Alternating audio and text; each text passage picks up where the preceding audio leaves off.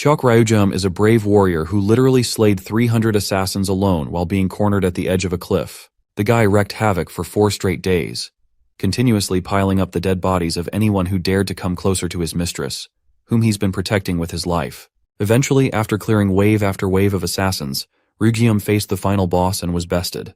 But instead of dying alone, he dragged his final enemy along with him, jumping off the cliff.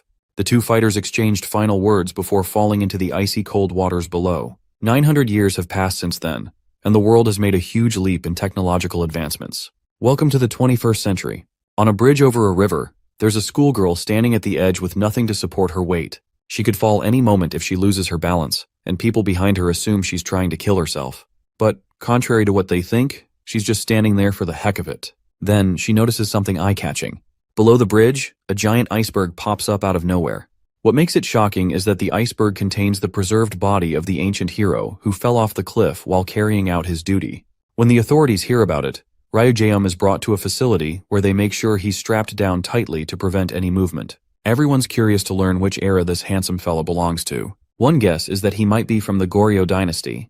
Jung Sung-young, the director of the Secret Intelligence DLS research, who works directly under the president, oversees the case. Seeing the perfectly preserved body, he's sure that this ancient person can help humanity take a leap into preserving the bodies through cryogenic methods. The assistant of Sang-young isn't sure if restraining the guy this much is actually necessary.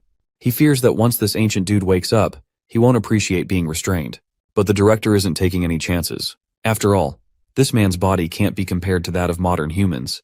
It's so different he can hardly be classified as the same species.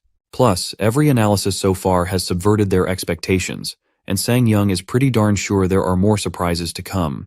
The assistant, however, doesn't mean to seem complacent. What he's trying to say is that this guy, a gift sent by their ancestors to future generations, shouldn't be treated so harshly. Still, Sang-young isn't ready to let him go unless they're 100% sure he's not some kind of disaster waiting to happen. Of course, the assistant finds Sang-young's concerns laughable. But it seems like this idiot's about to learn the hard way that you should never ignore the advice of your seniors. That ancient guy literally tears through all the restraints like they're nothing more than toilet paper.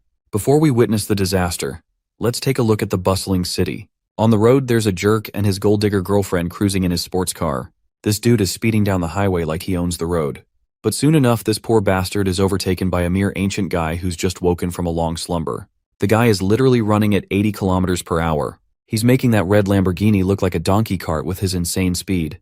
Not only can he outrun sports cars, but he can also make sharp turns without slowing down, causing massive crashes among the traffic. All the Gen Z guys pull out their cameras and start recording this unprecedented scene they're witnessing. Now let's see things from Ryujum's perspective. He's having a hard time believing what he's seeing. He's running around in a place he's never been before. It's so bizarre and surreal that he's sure this can't be a dream.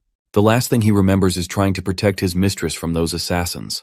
Suddenly, he comes across police cars blocking his path, finally bringing him to a halt. The police officers immediately try to take control of the situation under orders from higher-ups. They surround Ryujum, who's standing still, unusually lost in his thoughts. He clearly remembers falling into the waterfall with his arch-nemesis, Ok-yeon. Then, an officer sneaks up on him, insisting that he doesn't resist arrest, especially since doing so will only make things harder for him. But Ryujum's mind is too occupied to pay attention to the officer's words. As far as he remembers, he died back then. But if he isn't dead, and seeing all this chaos around him, the only thing that crosses his mind is that he's probably under the influence of an illusion cast by Okyeon's follower, Yoon Eun-hye, who specializes in messing with people's minds. With that in mind, he brushes the officers off with his bare hands, sending them flying. He desperately wants to wake up from this illusion. One of the officers shoots a taser at him, but Ryujum just grabs the electrical needles with his bare fingers. Well, the concept of lightning isn't new to him. As he's distracted, he gets hit with a barrage of needles, causing his muscles to react to the electricity instinctively. The officers think they've overwhelmed this ancient bitch with their tasers. Little do they know, Ryujum simply grabs the wires, jerks them so hard that the officers lose their grips on the taser guns. Then, he swings the guns back at the soldiers, sending them scattering like bowling pins. The general public is in utter awe. After all, seeing the police getting their asses handed to them by a guy who isn't even moving from his spot is absolutely insane. Chok Ryujum is literally toying with these guys like they're nothing more than trash bags. His main goal is to find the key in this world that will help him break the illusion he's currently trapped in. More and more police arrive, but Ryujum is so powerful that he crushes the ground beneath him with sheer force, sending all the cars flying. All these guys are nothing more than an annoyance to him, so to avoid the trouble, he simply leaps high into the air, like Hulk, and jumps away. This display of immense strength leaves the soldiers wondering if this guy is even human. We then cut to Jong Min-woo, the service director of the National Intelligence. He's on the phone, fuming at the lack of results from his personnel. By now he's sure that the special forces won't be able to do jack shit in this case, let alone the police officers. The guy on the other end of the phone is Jong Sang-yong, the team leader of this operation. We saw him at the facility before. After witnessing how this ancient dude broke through the restraints and wreaked havoc, he agrees with the director. Director suddenly calms down when his senior, sitting in the back seat, takes full responsibility for everything happening, admitting that it's his fault. He's confident there's nothing to worry about. After all, they're dealing with an ancient dude who's supposedly powerless against modern weaponry. As he says this, the main highway is packed with military vehicles, tanks, military Hummers, even helicopters filling the sky. Seriously, with all this military power, they're treating our guy like a Godzilla-level threat. Anyway, Cheok-Ru-geum stands at the top of a building, completely surrounded. Even the rooftop is swarming with armed police forces. Now that these guys are challenging him, he's ready to show them what he is made of. But before initiating the fight, he grabs a broomstick as his weapon of choice. Yeah, he's made up his mind. He's gonna give these guys a run for their money with nothing but a broomstick. One of the soldiers shoots a bullet right near his feet, thinking it'll intimidate him. This officer's sure that an ancient martial artist like him won't be able to go up against a gun. But it looks like Cheok-Ru-geum is about to prove him utterly wrong. Before the showdown can start, and we witness the chaos that follows, the president himself decides to show up and meet the guy. Once the president steps onto the roof, his concerned security detail warns him to keep his distance. As the representative of the country, Kang Ji-kan has personally come to meet this relic of the past. He tells the officers to lower their guns. Of course, being the ancient guy he is, Cheok-Ru-geum catches on that the president likely has the standing of a king. First, Ji-kan expresses his apologies from the bottom of his heart for how they've treated their guest from the past. Since Cheok-Ru-geum isn't aware of his surroundings, the president briefs him about how this current time is the future, and the place is South Korea. But before going any further, the president extends his hand for a handshake. He wants to escort Cheok-Ru-geum to a better place before they talk more. As the president holds out his hand, Cheok-Ru-geum just stands there, unmoving. Every officer watches carefully, trying to predict his next move. But Cheok-Ru-geum subverts everyone's expectations when he swings his stick, aiming to slice the president's head off. As far as the ancient guy is concerned, the president might be the key to breaking out of this illusion. The officers immediately go bonkers, locking their aim on his head. Miraculously, the president is still alive and orders everyone to cease fire. Meanwhile, Cheok-Ru-geum is convinced that it's not Yoon-eun he's doing. You see, she was the greatest illusionist in Goryeo, so there's no way she'd create an illusion where his enemy doesn't suffer. Reflecting on those fights, Cheok-Ru-geum knows that what he felt during his encounters with the officers didn't seem like an illusion. So, with everything in mind, the only conclusion he can draw is that this place is real. The scene cuts to the president's safe house, where a lavish spread of food is served to Cheok-Ru-geum. But before indulging in meaningless pleasures, Bro wants to confirm where he is. The president claims it's a secret base, a designated place for meetings like this. He insists his ancient guest indulge himself, as all the food has been prepared according to the current era's traditions and tastes. Since Cheok-Ru-geum isn't taking the initiative to dig in first, the president takes it up on him and takes the first bite. While eating, he asks if Cheok-Ru-geum still has any doubts that he isn't in the future. Of course, Cheok-Ru-geum is smart enough to figure that out. By now, he is pretty darn sure that he is indeed in the future. The president is glad to hear that he understands. Now, it shouldn't be hard for him to understand that the reason he's able to move after being frozen for so long is due to modern medical technology, something that wasn't possible back in his time. Cheok-Ru-geum recalls the time before he died. The poison in his body was already spreading, and he was further pierced by his arch-nemesis. Since he's the only one left here, it means all his enemies have already fallen. The president continues his rant. While he's not sure if Cheok-Ru-geum will be willing to accept the terms, the president wants to be generous enough to offer him support to help him adapt to this place. But in return, he wants Cheok-Ru-geum's cooperation. It's nothing too demanding, just a simple request. To clarify, the president gestures to the director of national intelligence, and the guys quickly turn on the TV. A news reporter reports the sighting of the super strong guy. Not only is he matching the speed of cars, but he was even seen flying around. The common people have already started to connect the dots, suspecting the guy they saw flying around in the city is the same person who was found in the Han River Glacier. There are rumors spreading that the person causing chaos in the city is this same individual, and people are even calling him a superhuman. Then, the reporter announces the latest news. It was all part of a movie production. and the movie director wanted the highest realism possible. Basically, the government has staged the entire news report to convince the public that the bizarre sightings were just a performance. They can't afford to let the truth get out. People aren't ready to know about a being like Chok Rujiam. After all, he's a frozen person, capable of surviving through centuries. If they experiment and study this situation, the president believes it could lead to incredible advancements. Many countries have tried to achieve this before, but so far, they've only failed, because they lacked the crucial thawing technology. But now, Chok Rujiam has appeared as their hope. So the president asks Chok Rujiam to cooperate with them for the sake of the country and future generations. But Chok Rujiam flatly says no, without a hint of hesitation. Of course, the president is left speechless, while Chok Rujiam proceeds toward the exit. As far as Chok Rujiam is concerned, it's bold of the president to assume he has any intention of living in this era. Since words aren't enough to convince this ancient warrior, the president decides to go with Plan B. The officers quickly line up their needle guns, aiming at Chok Rujiam, and begin bombarding him with darts. The darts strike his back precisely, but he doesn't even twitch a muscle.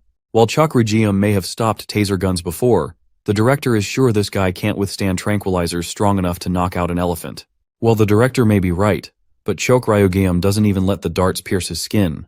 A thick layer of aura surrounds his body, preventing the needles from touching him. His inner aura accumulates in his hands, and in an instant, he sends the officers flying in all directions, as if they were nothing more than lightweight fuck dolls. This little display of power serves as a reminder to this persistent president not to pull this stunt again. Despite this, the president still isn't willing to let Chok Rujiam walk away that easily. Next up, enter a group of officers armed with electrical batons, surrounding Chok Rujiam. Without hesitation, they charge at him. But Chok Rujiam moves so fast that the officer attacking him misses completely. The other officers close in, but one guy thinks he's finally got Chok Rujiam zapped with his baton. But before the baton can electrify him, Chok Rujiam vanishes in a blur just like an afterimage. He's moving so fast that he's leaving a trail of silhouettes behind him. At one point, the foolish officers realize they're no match for this guy. He didn't even attack, despite being up against armed opponents. The only thing his opponents can do is watch as he walks away unscathed. The president, after receiving the news of their failure, is having a hard time believing they lost to a single man. By now, he's sure they can't capture him by force. So the only option left is to find alternative methods. After all, Chok Rujiam is no ordinary being, and a large-scale search will likely be necessary. Suddenly, a man rushes in to report urgent news. They've found the location of the guy they've been looking for. While they're not sure of the reason, he's at a very easy-to-spot place, standing on the rooftop of the tallest building. It looks like Chok Rujiam is about to jump off this high-rise to claim his own life. You see, this world offers nothing to him. His life is meaningless, as he has no purpose to stay alive. The only reason he lived was to protect his mistress from enemies. But now that there's no mistress to protect and no enemies to fight, there's no reason for him to exist. He wishes he had died when he fell off the cliff all those years ago. As he begins to descend down, something catches his eye. A face on a billboard grabs his attention instantly. It turns out, the face on the billboard looks exactly like Okyeon, his final enemy, someone he was supposed to take down. His eyes widened in shock as his memory flashed back to the time he faced off against Okyeon, a villain who placed his family members in an illusion to kill each other off brutally before his eyes. Manhwa and Okyeon worked together to fully commence the era of destruction upon Goryeo as everything went up in flames. The bodyguard boasted a determined glare against his nemesis, Okyeon, who enjoyed torturing the swordsman and promised that he would flatten the world. Okyeon is single-handedly responsible for everything. Even though our boy was confident that he'd killed the guy in their final battle, it turns out the bastard is still alive in the future. This changes Rujiam's perspective on things. The existence of his enemy in return gives his life a meaning, a purpose. Extending his hands pointed towards the ground, the man exerts so much pressure that he breaks the fall and plants his feet on the surface. There's a lot he didn't know about, and he was determined to find out. The scene cuts to President Jikun losing his marbles after hearing that our boy jumped from the tallest building he could find. But the fact that his body is nowhere to be found is even more frightening than the first news he received. Luckily, they ran into a witness who ran into the guy, and according to his testimony, he simply asked about Yeonwoo's information. In this world, Yoo Yeonwoo is an important figure. He is the pride of Korea, a world-class movie star renowned all over the world for his prodigious talent from a young age. He's got good eyes on him from other continents of the world, and with the looks of a model, he's got irresistible charm in his personality. Thanks to his existence alone, his company's stock value is on a rise, and because he's the most famous star of Korea, he's raised the country's status in global standings. In other words, the dude was the definition of a great man, which is unbecoming of the description that Rujiam was waiting to hear. It's as if he feels out of place even more, now that Okion's identity appears to be the opposite of the man he is supposed to be. Given the information, Ryugyam suspects that there are two possibilities. Number 1, this model either resembles Okion, and number 2, the guy is actually him while gaslighting the entire world. And for some interesting reason, Ryugyam is desperately hoping that it's the second possibility. Feeling the urge to meet him, he requests the kid to take him to Yeonwoo, which is obviously an insane request to a normal kid who obviously can't contact a celebrity like that. Even the kid is out here thinking if he's found some kind of dumbass for asking that question. To the kid's horror, however, Ryugyam is not in the mood to fudge around. The dude exerts so much pressure that it shatters the glass of every screen. Ryugyam demands an answer from the kid, desiring a way to find Yeonwoo. The kid thinks he's about to get killed if he doesn't give him an answer, so he finally confesses hearing the model travel overseas a few years ago. Ryugyam realizes that this means his target has already crossed to a different country. Let's pay a visit to the land of freedom, America. Here, the model is having a nice lunch when suddenly he gets whacked in the damn face by buff Kanye West over here. Speaking gibberish in English, the American man demands he leave the place. Turns out that this is supposed to be just a movie scene that they're directing, so it's all chill. The director is a bit annoyed that Yeonwoo hasn't been in his element lately, and it's taking him longer to adapt to scenes. To make up for the fact, the confident model, with his already swelled-up face, requests the American to hit him on the other side too. The scene is scheduled to be redone when suddenly, the chandelier unpredictably breaks and topples down. Buff Kanye won't be able to release another album if it hits him, but luckily the Korean model swoops in to save his life in a critical moment. The staff immediately rushed in to check on their condition. They weren't expecting something like this to happen. Thankfully, they're both safe, and no one got hurt. Well, except for Yeonwoo, who injured his arm for the most part. At the hospital, they're shocked to find that Yeonwoo wrecked his body just to save the other guy. Also, for his courageous act, he received a ton of gifts from everyone to speed up on his recovery.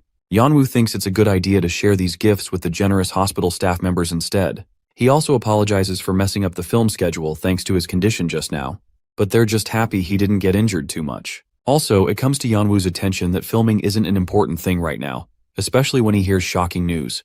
Back at the Blue House, President Jikon bids farewell to everyone, only to find our boy waiting for him, having bypassed top-tier security levels with ease. Jikon recalls being terrified yesterday, as only 9 hours ago, our boy showed up to his office like Batman. He came to accept the offer of cooperation that he rejected earlier. Only this time he's got one condition paired alongside it. Handing him a photo of Yeonwoo, he requests the president to help him find someone reliable, who can easily meet him in the same room as Yeonwoo. Jikon's ready for anything as long as he promises full cooperation in return. Ryugyam observes that the gesture of shaking hands out of trust didn't exist back in his era, but he shakes his hand anyway. Back to the present, Jikon learns that Ryugyam urgently wants to see Yeonwoo, but it won't be easy since they're so far away from him. The scene cuts to the part where they actually reach Yeonwoo's place of stay. The model is shocked to meet the president and the person he's brought alongside him. Yeonwoo introduces himself in kind, while Ryugyam is high on guard, because it's time to see whether this guy is truly Okion or not. Jikon learns that the model sprained his arm recently from an injury. Ryugyam is way more willing to meet him and extends a hand. The celebrity is initially shocked to find the same guy from the news up here in front of his eyes. They shake hands properly while Jikon suggests they sit somewhere comfortable. But that's not the important part. The important part is that our boy is practically crushing Yeonwoo's hand with his insanely strong grip. But to his utter shock, this guy isn't even leaking a trace of chi from his body, appearing like an ordinary human. Disappointed, Ryugyam apologizes for his intrusion. Jikon tells the two to get comfortable while he goes away to tend to the bathroom. Though he's going away as an excuse, he's already set his men on standby in case some shit goes down. The room is cleared until only 2 of the men remain sharing a table across from each other. Though he's enjoying his tea, Ryugyam is severely depressed, realizing that this guy only resembles Okion's facial features. In the end, it seems like he's alone in this world, until Yeonwoo announces Ryugyam's name, getting up close to whisper his shock of seeing him alive. To Yeonwoo's surprise, the bodyguard who he presumed to be dead turned out to be alive. Ryugyam is so ready to throw hands at this point that he unleashes a violent aura to warn Yeonwoo, questioning if this was all a game to the bastard. In the end, Yeonwoo is just a false identity for the man underneath. It's always been Okion, which leads to only one explanation. And it's that Okion must have obtained some kind of skill allowing him to mask his Kai levels in the open. Ryugyam's concerned just how early this guy returned to the future before him. Okion tells him right away that killing him here would be meaningless, so he shouldn't release his murderous intent out in the open. He judges that Ryugyam is only just adapting to this world, while Okion is already a part of it and has blended with it. Ryugyam asks him direct questions about how he came to the future, but the clever Okion maintains his secrets. Getting to his one and only concern, Ryugeum questions the one person he truly cares about. He wants to know if the girl he was assigned to guard also came to the future like them. But Okion's in the mood to mess around with our boy's feelings, so he gives him a half-assed answer like it's supposed to be a riddle. Done with his bullshit, our boy literally exerts so much pressure against the table that it knocks Okion and his seat all the way back into the world. From the looks of it, Okion's unwilling to cooperate, so Ryugeum has decided he'll find his answers on his own. He stares down at Okion, who is emerging from the rubble, reminiscing and questioning if this was the reality they once shared another life in. However, Okion's grown really confident from that last attack from his opponent. It's as if he can sense that Ryugeum hasn't yet fully regained his strength. Before their little dance begins, Okion stops him to alert Ryugeum about the special barrier of illusion that he's placed in. With this in place, the rest of the world won't see them recklessly fighting each other, and instead it will appear as if they were catching up like old friends. It's funny, but bro really cares about his reputation to keep that up, even as a villain. Okion dashes right in, but our boy immediately points out something shocking. He wasn't facing Okion at all. Ryugeum crushes a pine cone in his hand and states that he's going to find out the truth for himself. He remarks that despite having hidden his ki in his normal state, this guy actually leaked some of his ki while defending himself, which revealed to Ryugeum that he wasn't Okion at all. The woman harboring the disguise of Yanwu suddenly reverts back to her original state, clearly impressed that he was able to piece together the truth with one encounter. Do you guys recall Yunun Hai, the chick that was nearly responsible for making our boy end the president's life earlier? Yeah, meet Itachi's sister over here. The perspective goes back to the final day of the rebellion, where he clearly recalls Unhai falling to her death after being sliced open.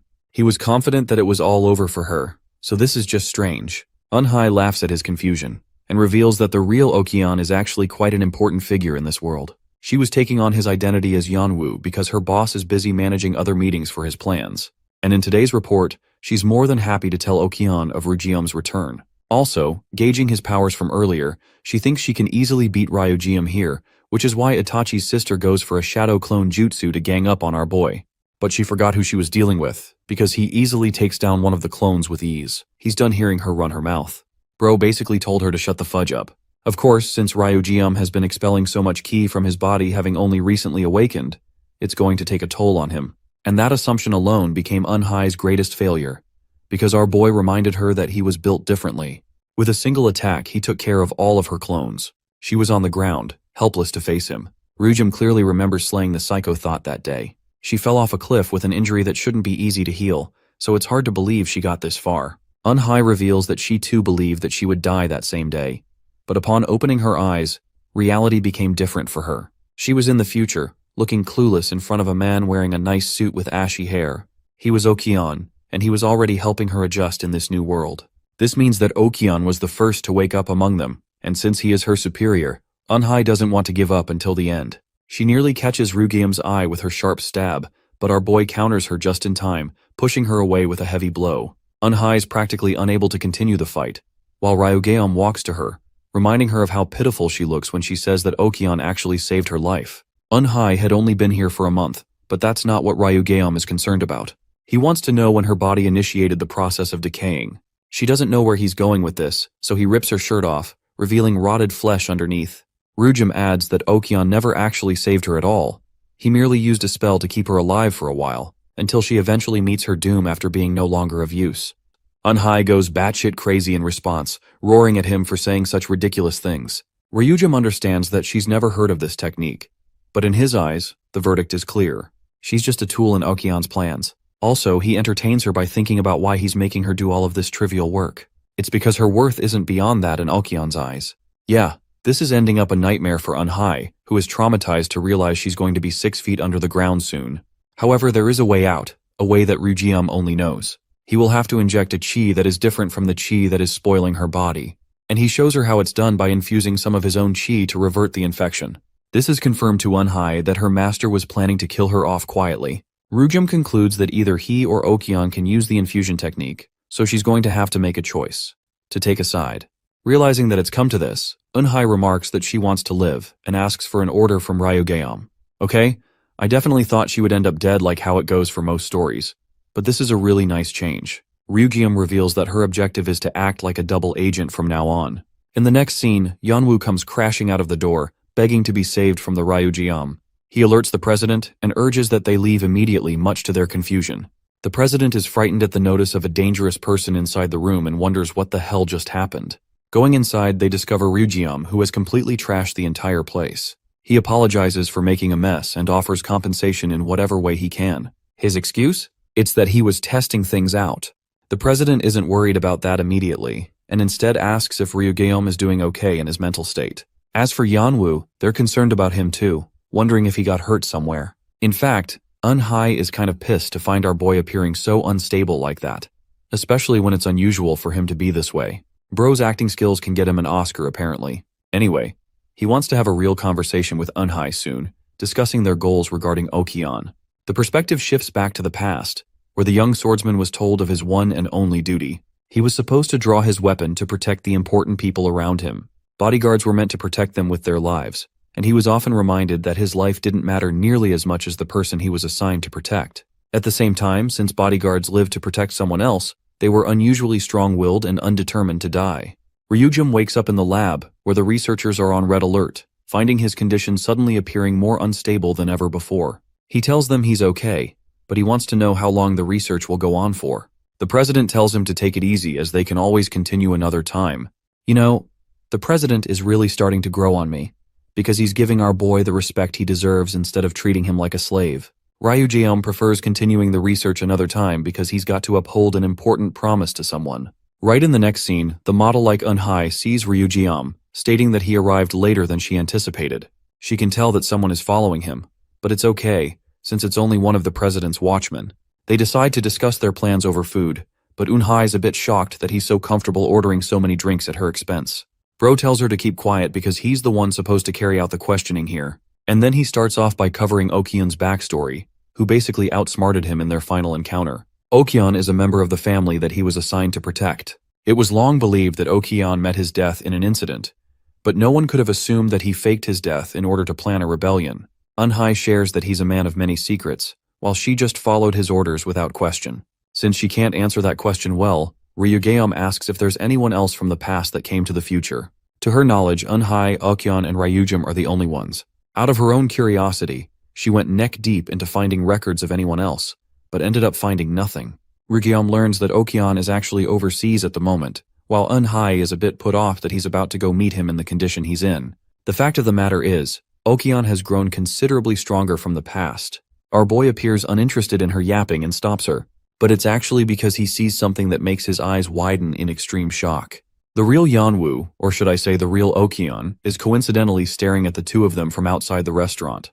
A smile forms on his face, with Okion realizing that the world has gotten more interesting from this revelation. Ryujim gets up, calling their meeting fruitless and pathetic. He wants to add more conditions to her role. Now that he's seen the guy in person, something important reawakened inside Ryujium. He had been so blinded by his feelings of exacting revenge that he completely brushed away the one thing that mattered to him the most. Ryujim tells her that he strongly believes in the girl's survival, the one he was assigned to protect. Even though this is quite a ridiculous statement from Eunhai's point of view, who already looked for documents. Ryujim's master's words ring loud and clear inside his mind. His one and only duty is to protect the one that was assigned to him, and following that iron rule, he's going to locate his lady first. Eunhai reminds him that it won't be easy to look for her, as she doesn't even recall her face. But our boy is either a simp or a goddamn machine with the way he picks up a pencil and starts sketching her face out to its finest details. Having served her for life, this should be easy for him.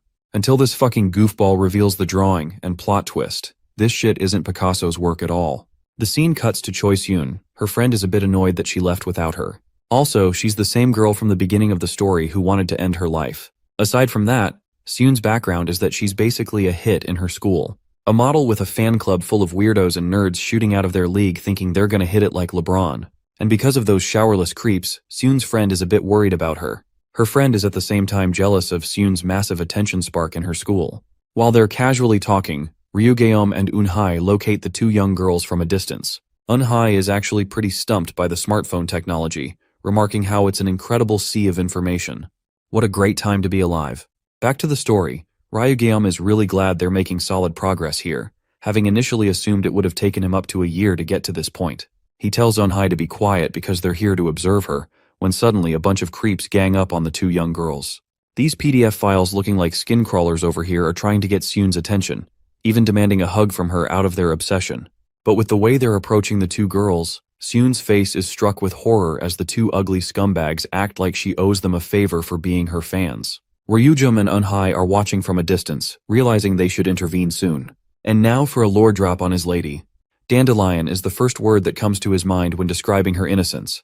A petite and innocent girl who wept relentlessly, despite belonging from a rich family. Every time she gets sick, her condition is beyond comparison. She was the definition of someone who needed to rely on someone else for a safe existence. Ryujum leaps in right as ugly King Kong over here is trying to hug Seun. Eunhye bats an eye on the Seun's friend. And in case you guys were somehow thinking that Seun was Ryujum's lady, you are wrong. It's her friend. And she wasn't weak. Not in her past life and not even now. She was his master. Ryujum walks up to her and she slowly approaches him. Our boy apologizes for being so late to save her and even offers her his own jacket to protect against the cold. With this meeting alone, Ryujum is dead confident in the person in front of him. But to his utter shock, the chick bolts right in, stinging him with a powerful uppercut in the abdomen. Ryujum clearly wasn't expecting that, and neither was I. This chick's not a damsel in distress, she's a weapon. With a smile on her face, she shares that it's been a while since they last met each other. Turns out the chick mistook him for being a fan of hers. My dude is devastated realizing that she doesn't even remember him at all. She doesn't even share the same name as her. The girl doesn't get what's the issue, and asks if he's Seun's fan instead.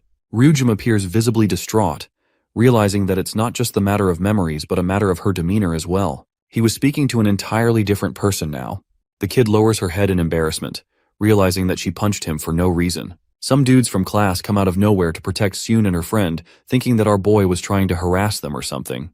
But at this moment, Ryujum doesn't care about anything at all. All he knows is the grim reality that this child is different from his master. They leave him be and go away with Seun. But the girl appears in a pensive state, seeing the man stand on his own with a sorrowful expression. From this one interaction, she can tell that he's someone who has lived a terrible life.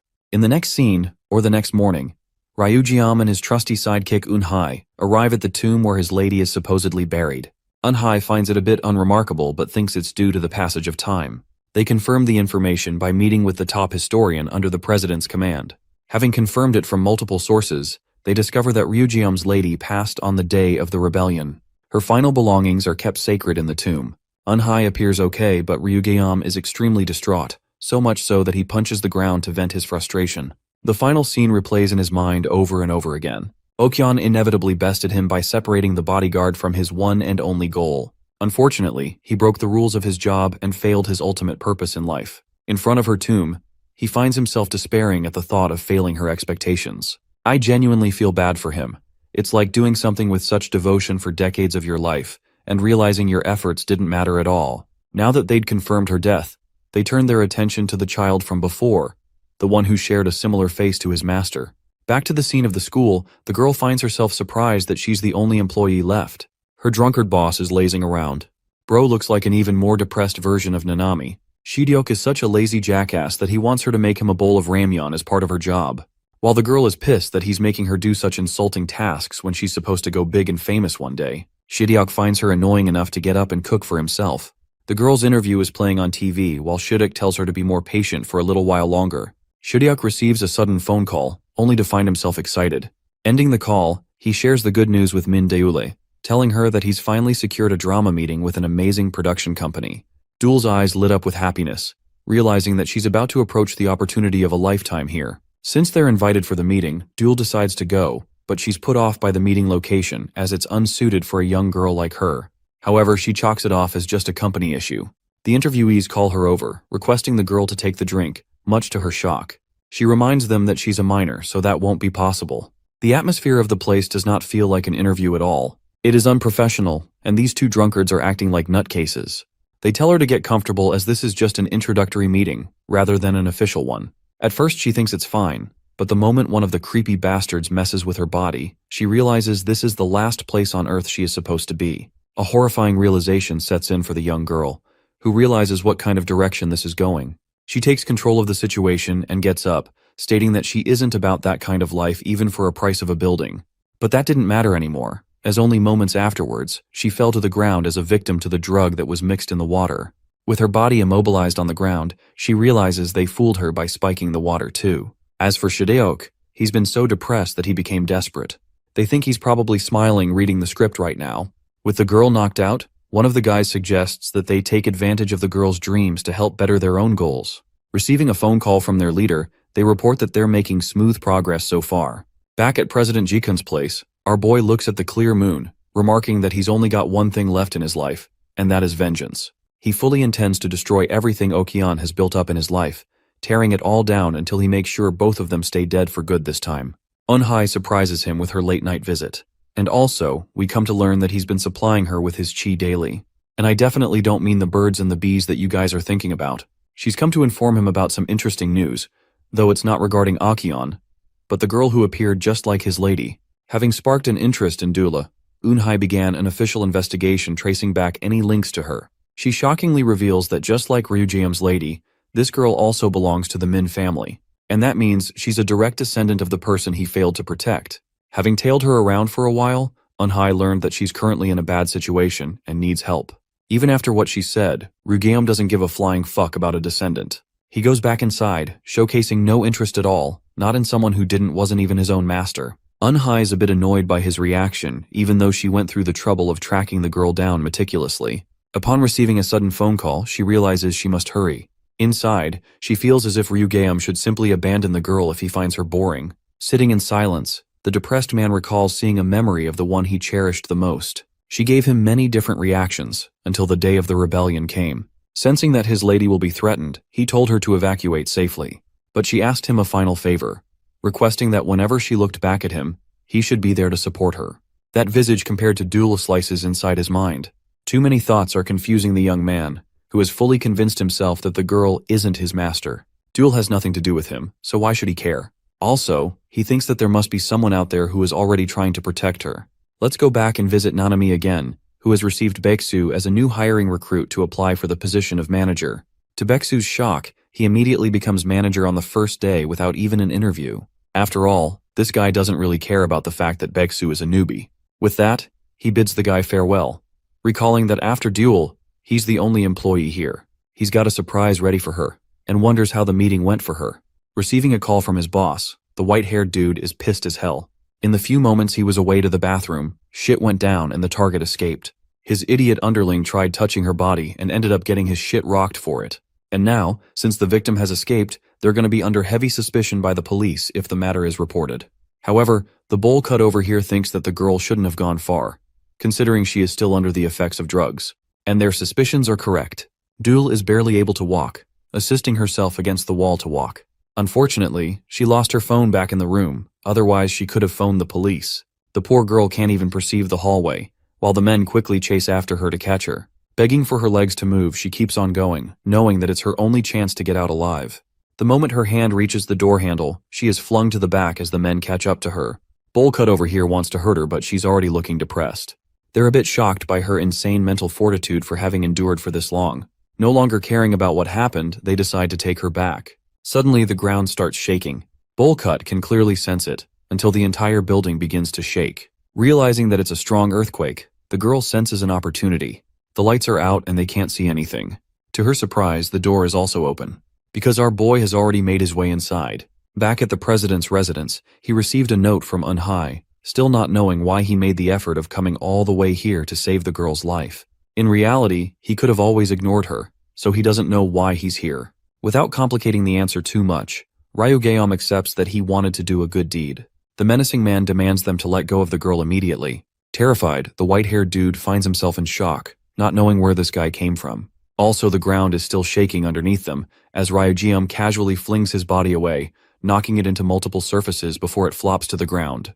Next up is Bullcut's turn, who is probably about to piss his pants in shock. Ryugeom, with a threatening glare, demands that he let go, and unknown to himself, he just doesn't understand why he feels so angry. Bullcut runs the heck away after seeing another human before his eyes get treated like a damn training dummy. He's so afraid that he runs all the way to his car and tries driving away, only to get stopped by Ryugeom, who adds that he never told the scumbag to leave. Bullcut drags himself out of the car while Ryugeom questions what they did to the girl to make her unconscious. So he wonders if he should kill him if he's not getting any answers. Asking one final time as he shoves the car away with sheer aura, he questions if they poisoned her. And if so, Ryugeom wants an immediate antidote. Bullcut tries to explain that the girl is simply drugged and will wake up soon. But this man isn't looking for cheap answers as he makes a sandwich out of the dude's hand. Ryujeom gives him a bone-chilling warning, threatening to break his neck if he finds out that he's lying. Bullcut doesn't even know what's going on as numerous men suited up like government agents come to defuse the situation. Turns out it's a security team and they tell the kid to run away. Ryujeom tends to the girl's condition, but the emergency team's leader has a different plan in mind and wants to assume custody over the child. They don't even introduce themselves to Ryujeom and simply order him to hand over the girl or else they'll use force. But our boy is ready to throw hands, imploring them to go ahead and ducking try. Recalling their first interaction and how he helped her just now, Ryujeom believes that he should be the one to take responsibility over her. He tells them that he's the child's manager, even if only for a day. The bowl-cut kid is talking to his boss and learns that he's the one who sent the bodyguards over to take control of the situation in an emergency. But when the kid reports that they weren't expecting to run into Duel's manager, his boss is surprised. Focusing on Ryujeom and the bodyguards, they demand immediate verification to prove his connection to the child. Countering their demand for authentication, Ryujeom asks the security members to prove a way of trust for him to hand over Doles safely. Internalizing his thoughts, he doesn't trust these guys at all, believing that they have suspicious intentions. One of the security dudes tries to attack him, but Bro eats a kick in the gut and then gets pushed off with a palm strike. With his body on the ground, Ryujeom wonders if he went too far. The leader of the team is done acting nicely and signals his team to jump our boy. But this isn't about to be Jujutsu Kaisen, because Ryujeom casually beats the ever-living crap out of them with a variety of different strikes until he's the victor. As he's going away from the remaining team, Ryujeom senses a feeling that he wasn't ready for. The leader of the security team steps in to take the fight, and finally the girl wakes up at last. She has no memory of the security team members, so he tells her to close her eyes for a second and charges up a powerful attack. Within a flash of a second, the team is flipped over to its head, as they're all knocked out like bowling pins with Ryujeom's explosive lunge. The girl is too stunned to speak. Her only reaction is the factual admittance that he's an unbelievably strong human. In the next scene, she's safely returned to her boss, who comes to realize that he made a major mistake by sending the girl alone without anyone to care for. He didn't know this would happen, and was fooled by the company just because it shared a big name. Even though she appears to be fine, it's clear that this situation has clearly affected the girl. Though he assumed it was a good opportunity at first, it could have ended really badly for Dule. Pissed as hell, her boss is in the mood to kill the crap out of the ones who hurt his employee. But his very own employee points out his ridiculous approach. He couldn't just fight against a giant company.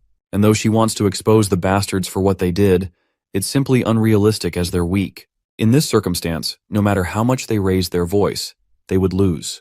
That's why she didn't want her boss to go on and start a meaningless fight. Instead, she's more than happy to pay them back later in the long run. Instead, she thinks it's more important to thank a certain someone for helping them out. Dragging his ass out to the disinterested Ryujeom, she lets the boss take the conversation. Though he wants to compensate our boy, Ryujeom really doesn't care about anything other than sweet drinks. The girl has become an immediate fan of this guy for being really good at fighting. She thinks assigning him for the manager's position would be excellent, especially since they've run into each other before. She wonders if the girl he mistook her for is also as pretty as her.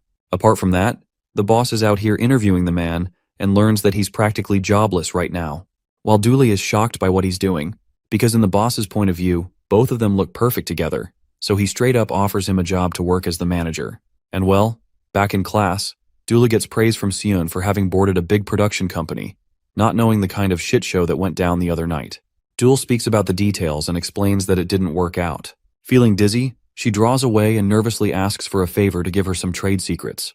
This kind of private request has Seon a bit on the fence, but thanks to her overly nice personality, she accepts wholeheartedly. She's ready to answer any questions when a group of delinquent bitches comes around pushing them out of the way.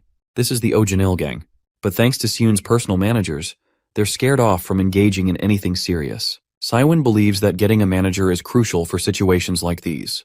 Choosing someone reliable is more important than choosing someone strong, as that person should be dependable. The word dependable reminds her of the man she recently became acquainted with. Ryugum is observing the cityscape at night when Eun-hai arrives to serve him. Bro is a bit too harsh on her because he points her out for being late every time. Also, since she's late often, he wonders what kind of personal schedule she has. Eun-hai refuses to talk about that and questions why he called her. Bro just wants to know about the celebrity manager role, something not even this chick knows. Receiving a sharp glare from him, she explains that a typical role of a manger involves checking on the celebrity's condition and taking care of negotiations in their stead.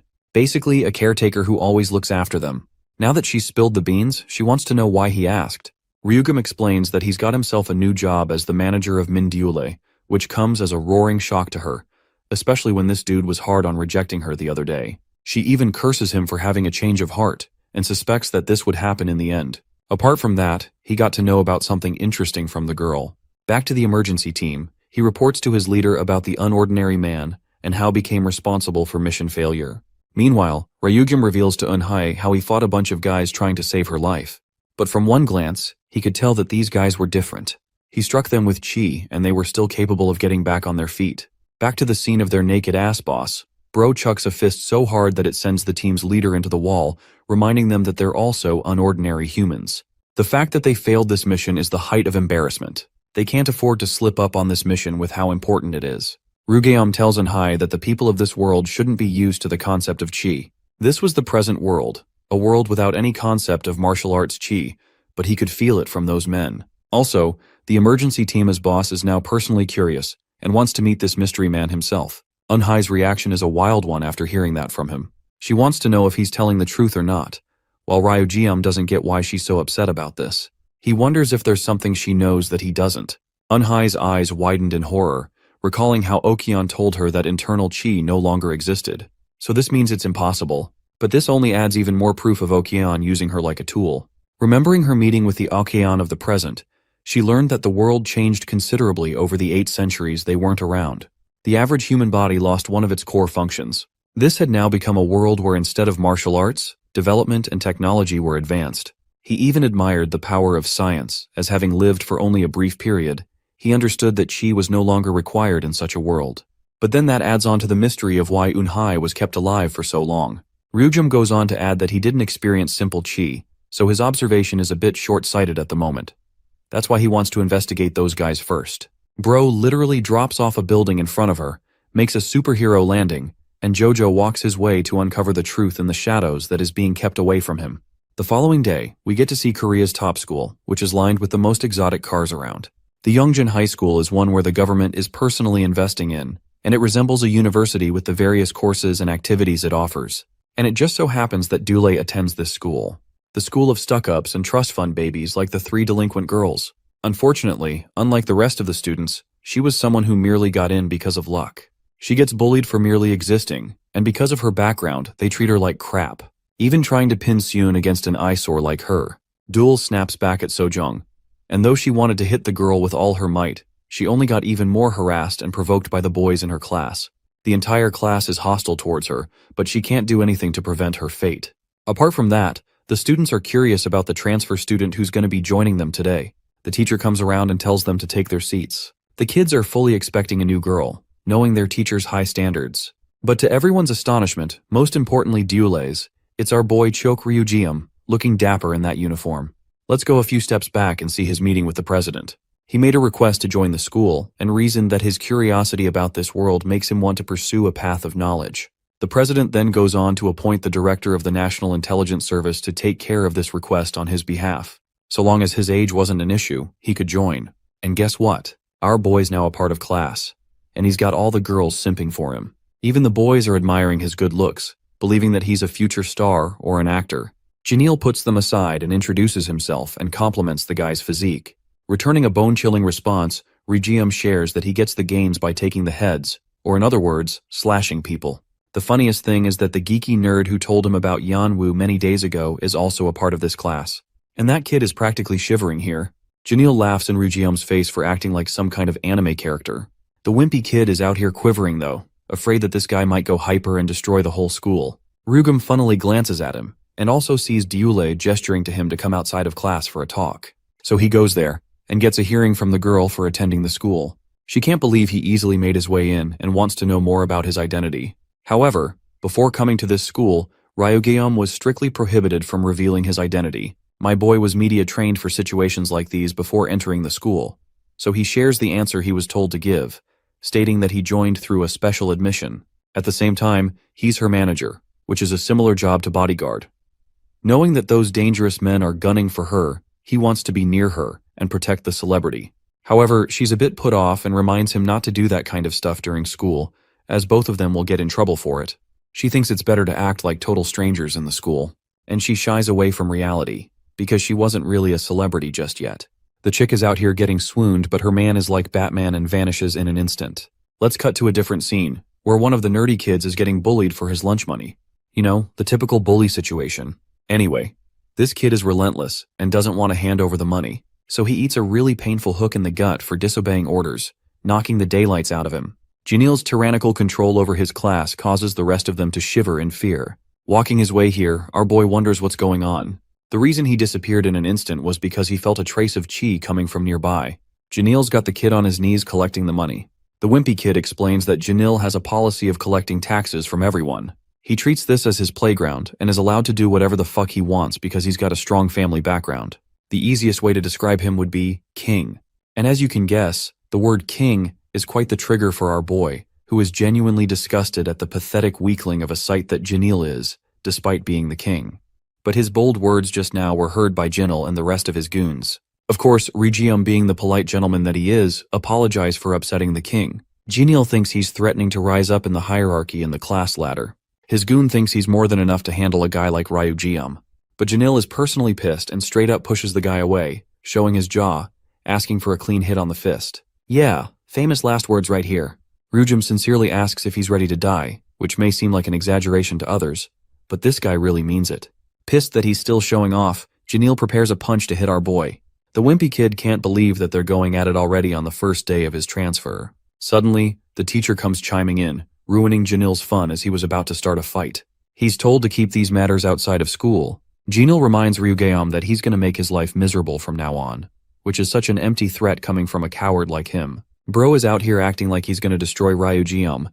Meanwhile, our boy is looking at him in confusion. That day, during lunch break, Ryugeum requests to sit with a group of students.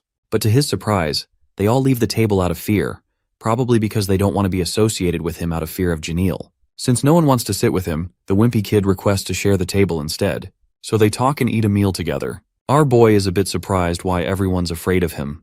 The wimpy kid reveals that he's basically marked from now on by Janelle and his goons, which means his school life is about to be hard as hell. This guy tortures people until they're forced to leave school. And that's the reason they're all ignoring him. However, the kid also doesn't know why Ryugeum didn't beat the daylights out of Janelle, knowing that he could have. Also, he wants to make something clear about the first time they met. He could already tell that the dude was strange, so he amusingly asks if our boy is some kind of superhuman from a different time, which is scary at how accurate the kid's prediction is. Anyway, the teacher roars at the new transfer student, intending to share a conversation with him. They go to a separate room, with the teacher asking him trivial questions about the school experience. Ryujium responds that he doesn't find the teachers helpful or to his liking, since they don't exactly uphold high morals like they used to. Of course, our boy knows exactly what's going on here and why the teacher brought him here, so he tells Eunhye to drop the act. Our favorite baddie returns to her normal face and becomes shocked to learn about traces of chi from the school. Unfortunately, neither of them can conclude who the chi belongs to. That's why our boy intentionally tried to cause a scene, attempting to force someone to use chi in that situation. It was a good opportunity that was ruined because of the teacher. But apart from that, he's confirmed one other thing, and it's that martial chi still exists in this world. Also, Janelle is currently beating the wimpy kid, which is only going to make it all the more satisfying when our boy beats him black and blue. The kid is told to strip his shirt and strike him back.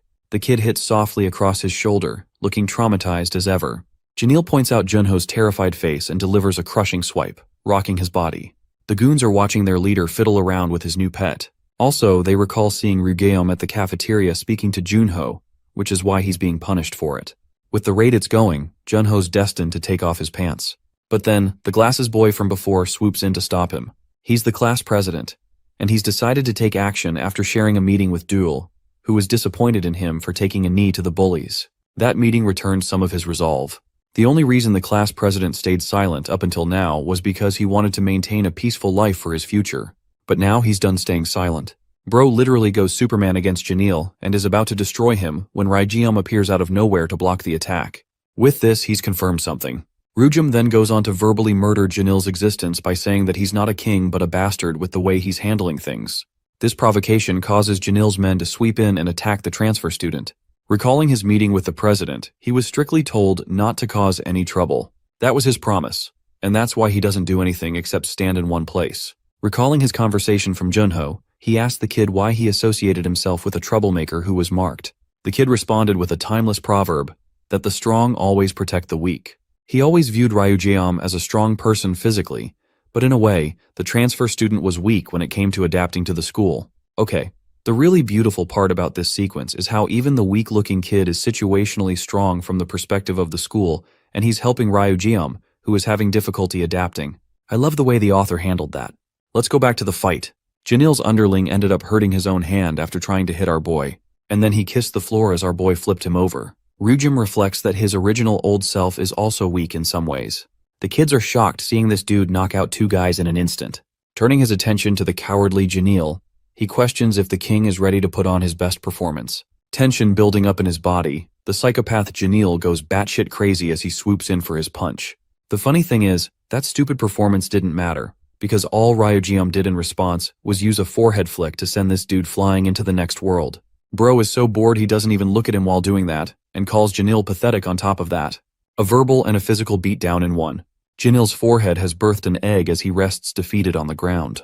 Ryujeom is bored and thinks that Janil is clearly unworthy of the title of king. Instead, the class president is more of a worthy contender. Recalling the punch he stopped earlier, Ryujeom understands that this guy is trying to restrain his powers to an unfathomable level. Park Minguk is the target they were looking for, the one leaking traces of martial chi. Lashing out strongly against the new transfer student, Minguk questions what he's hiding. Neither of the students can interpret their conversations. But from the looks of it, Ryujeom has caused trouble. Seeing the mess, Duel arrives to see Janil and his goons down for the count. She doesn't know what's going on and sees the class president having a chat with him. Our boy looks around to meet her gaze and merely walks past. In the next scene after class, Seun and Dula discuss how fascinating it is for a guy like him to attend this school. But they're happy that with a guy like him around, their safety is guaranteed. Janil now looks like a chump, but this dude is still not done and wants to take control of his world again. Seun remarks that in some way Ryujeom appears different. It's as if he's got this natural pull of safety, compelling a person to come near. Turns out this chick has the hots for him and wants to get closer to him, not knowing that Ryujeom's actually her manager. Well, since she doesn't have a choice in this situation, our girl confesses the truth, which rocks Seun's world, and she promises to keep her secret. Dula is glad that she told her this information early on. Also, it's clear that her new manager doesn't have any work experience, and neither does the aspiring celebrity, so it's a match made in heaven. Seun admits that at least Ryujeom looks more reliable than any manager she has on her side. As for our boy, he's recalling the discussion he shared with the class president. Minguk refused to answer any questions until our boy brought up Qigong. Minguk didn't know what he was talking about at all. This confirmed one thing, and it was that not even Minguk knew about his strength. He was basically swinging a fist like normal, not knowing he had so much power behind him. Minguk began getting tensed up from the strange accusations, and that's how their conversation cut off. Ryujeom vividly recalls his energy from the punch, appearing familiar to him in some ways. Anyway, Ryujeom is getting disciplined for causing so much trouble on his first day. They want to call over his guardian and put him in trouble for it. In response, the fearless student simply calls the instructor a shameful man, and right away, the so-called guardians step foot inside the school, which are revealed to be the director of the National Intelligence Service and his men. Imagine having the damn director as your representative for the school meeting. Bro must be feeling unstoppable. Anyway, since the school is sponsored by the government, they're pretty disappointed with the way they've handled things here. He also tells Ryujeom to leave the rest to him, which only sparks the instructor's curiosity even more. And with that, the issue is resolved. In the next scene, we get to see our favorite baddie again.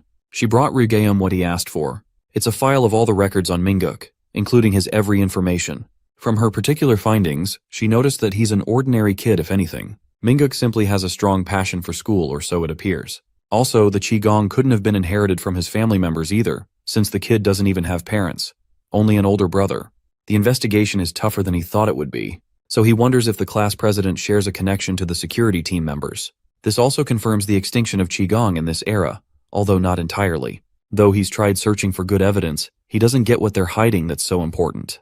Minguk returns home and finds his brother, who asks if something happened during school. But ignoring him completely, the kid keeps on moving forward. Finally, he speaks and tells his brother that he noticed someone at school using a similar power as them. Though the guy is a transfer student, he destroyed the school bullies using the same power. And also, he has knowledge of their power too, even though Minguk pretended not to know. Minguk's brother asks to describe his appearance, so he vividly chalks down Ryujeom's physicality, boasting long hair and a tall physique. To Minguk's shock, his brother disappears before his eyes. He goes on to report to his boss that he's found the guy they were looking for, and funnily enough, they've discovered he's a high schooler. The boss found himself initially upset because of what happened, and their mission failed because Minguk's brother wasn't around to make sure they succeeded. So to make sure they don't fail this time around, Section Chief Kim is assigned with an obvious job. A job that he's been meaning to do. Lo and behold, this is Park Dae-han, the same guy who whacked his security team for losing a fight to our boy. Having taken control of the place, Ryugeum returns all the money that Janil took from the student as part of the class tax. As for the humiliated so-called king, Janil is actually wondering if this dude is supported by the president to be acting so fearlessly. Also, it basically means Ryugeum is the new school's king. They all talk about how kind he is despite his appearance. After class, Junho is impressed that with his existence alone, he was able to return the school to a place of sanctity. Hunyo is happy to assist him with any inquiries about his school life from now on. But Ryugeum sees Munguk just up ahead and expresses that he'll find his answers from him instead. Minguk explains the process of sorting and wasting trash. Ryujum thinks it's a needless game while the class president is questioning the identity of the mysterious transfer student. Especially since his brother disappeared in a flash after that meeting. Minguk suspects that he may be trying to get close to him, but to his shock, Ryugeum expresses that he's fine with learning the rest on his own. Also, he makes it sound like they're about to have a fight here and now. Minguk is high on alert, and the moment our boy grabs his shoulder, he's about to attack. But then he realizes that it's actually Dula who came to catch up with them. She's also pretty suspicious of their secret conversations lately. Anyway, they explain how Minguk was teaching how to sort stuff.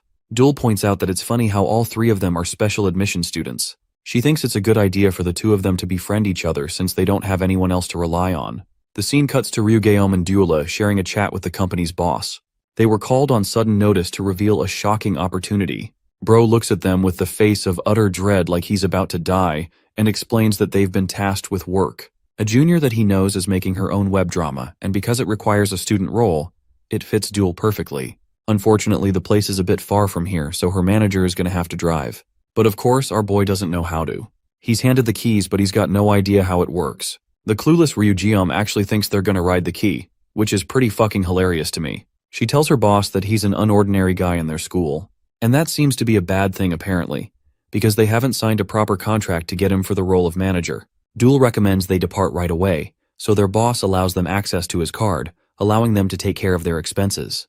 But this girl, Dul, is out here having the time of her life, ignoring her boss's warning of spending little. She reminds Ryugeum that he can't exactly say shit to her after eating 5 breads on his own. Switching topics, he points out that she's close with Minguk, which is true because they're both special admission students who knew each other from first grade. Special admission is supposed to be a term for students who struggled financially to get in.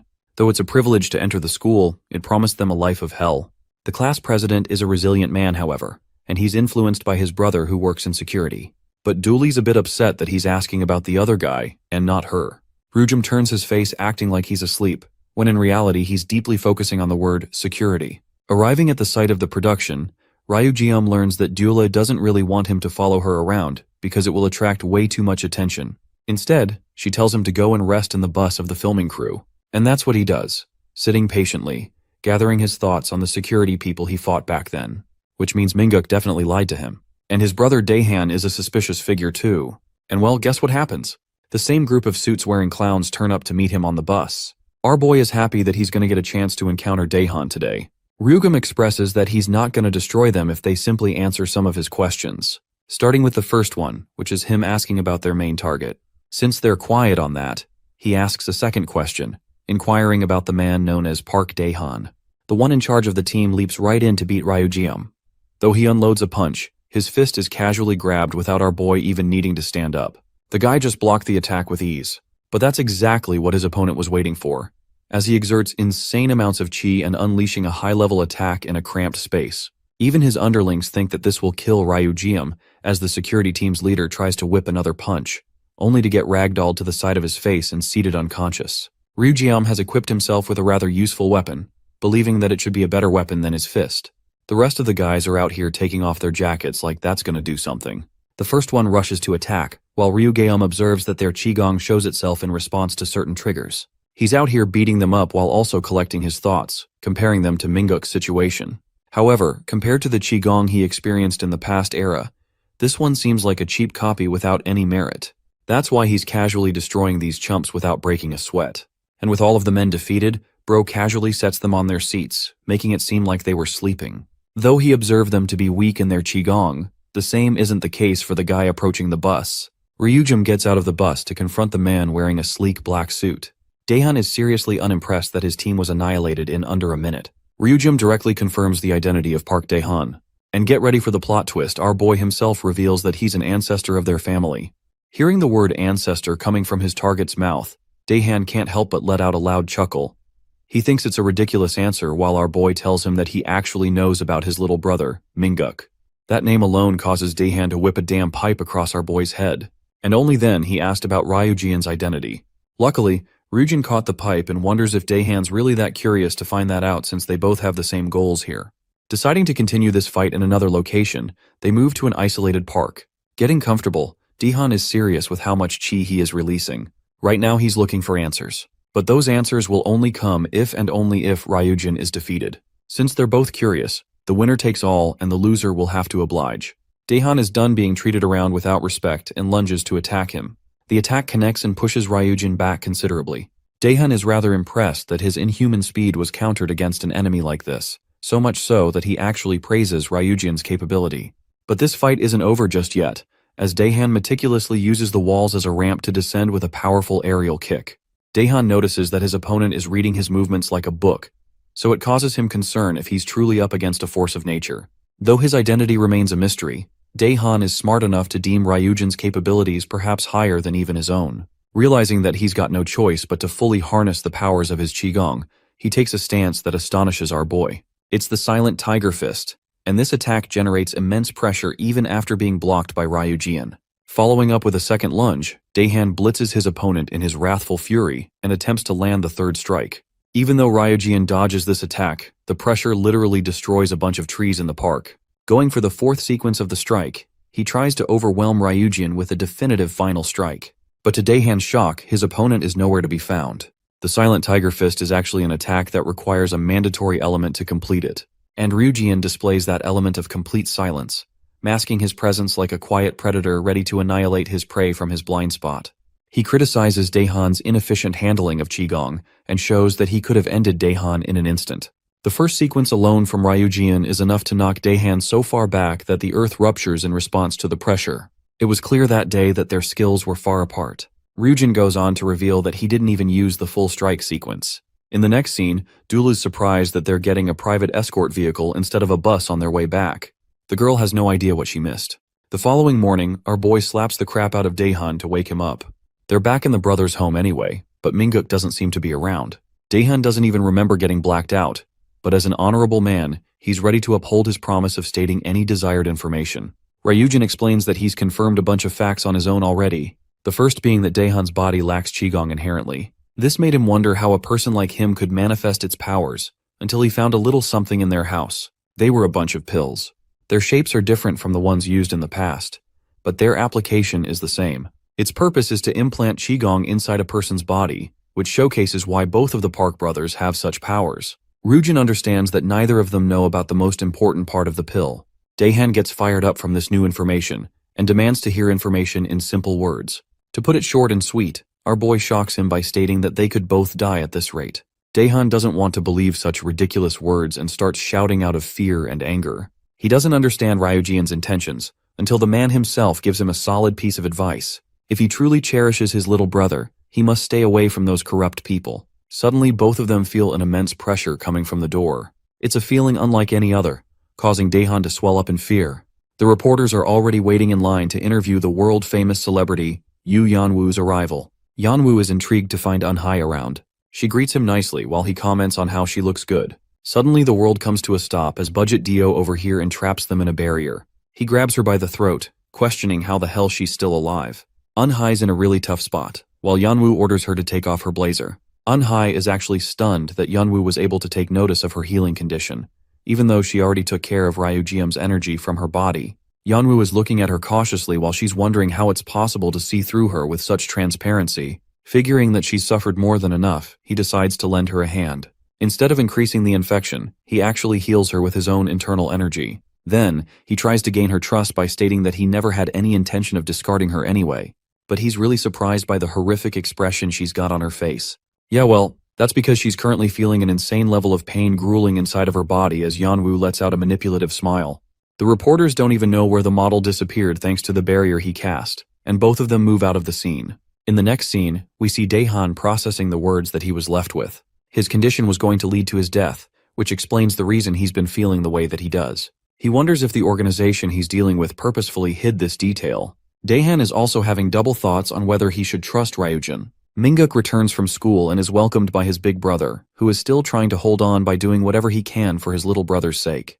While Minguk's brushing his teeth, he funnily tells his brother not to look at his body like a pervert. Daehan shockingly tells him that they're not going to use the pills anymore, since the company's suspending the drugs and restricting them for organization members only for now. This news seems terrible to Minguk, who wanted to use their power for an important evaluation. However, Daehan just can't take any more blind chances anymore. All of a sudden, Minguk starts bleeding out from his nose, signaling a horrific fate ahead as a result of the pills. Daehan is worried and is seriously pissed at him for not taking care of his health. Minguk doesn't understand him today and wonders what's causing him to lose his cool. After all, students tend to get nosebleeds every now and then. The scene cuts to the CK Shields organization's boss, who is having dinner and enjoying a new look at their latest product.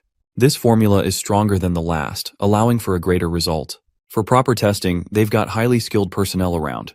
And yet, that skilled personnel was utterly demolished by a dude on life support. This is the power of the Qigong pills.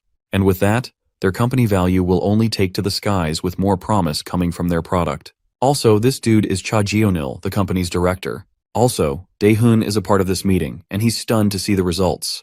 The director's body seems to be recovering steadily, and their sales are continuing to see a steady incline. Sellers want more and more of these pills because the transformational effect is instant with one dose. It's the kind of product that will become popular in the medical field, and they call it the vitamin injection for now. Things are proceeding just as planned. The organization's boss calls for Daehan to catch a report of the guy he was sent to target. Poor Daehan only recalls being demolished as the outcome of that fight, and goes all quiet. But since he can't say that to save his own life, Daehan expresses that he took care of the guy in private. At least this excuse will buy him some time. The boss tells him to go back to his position as the scene transitions to his little brother. Minguk's starting to get annoyed seeing Ryujin tail him around all day, but our boy is pretty clever and chalks it off as a mere coincidence and nothing more. In reality, he's been keeping an eye on Minguk, but lately hasn't noticed any traces of chi so far. Ryujin's attention is focused outside when he sees Janil beating the crap out of Junho again. He's punishing the little kid for what Ryujin did to him. Junyo's tossed to the ground and reminded of the reality he's always going to be a part of. His goons are staring down their boss kicking Junho to the ground.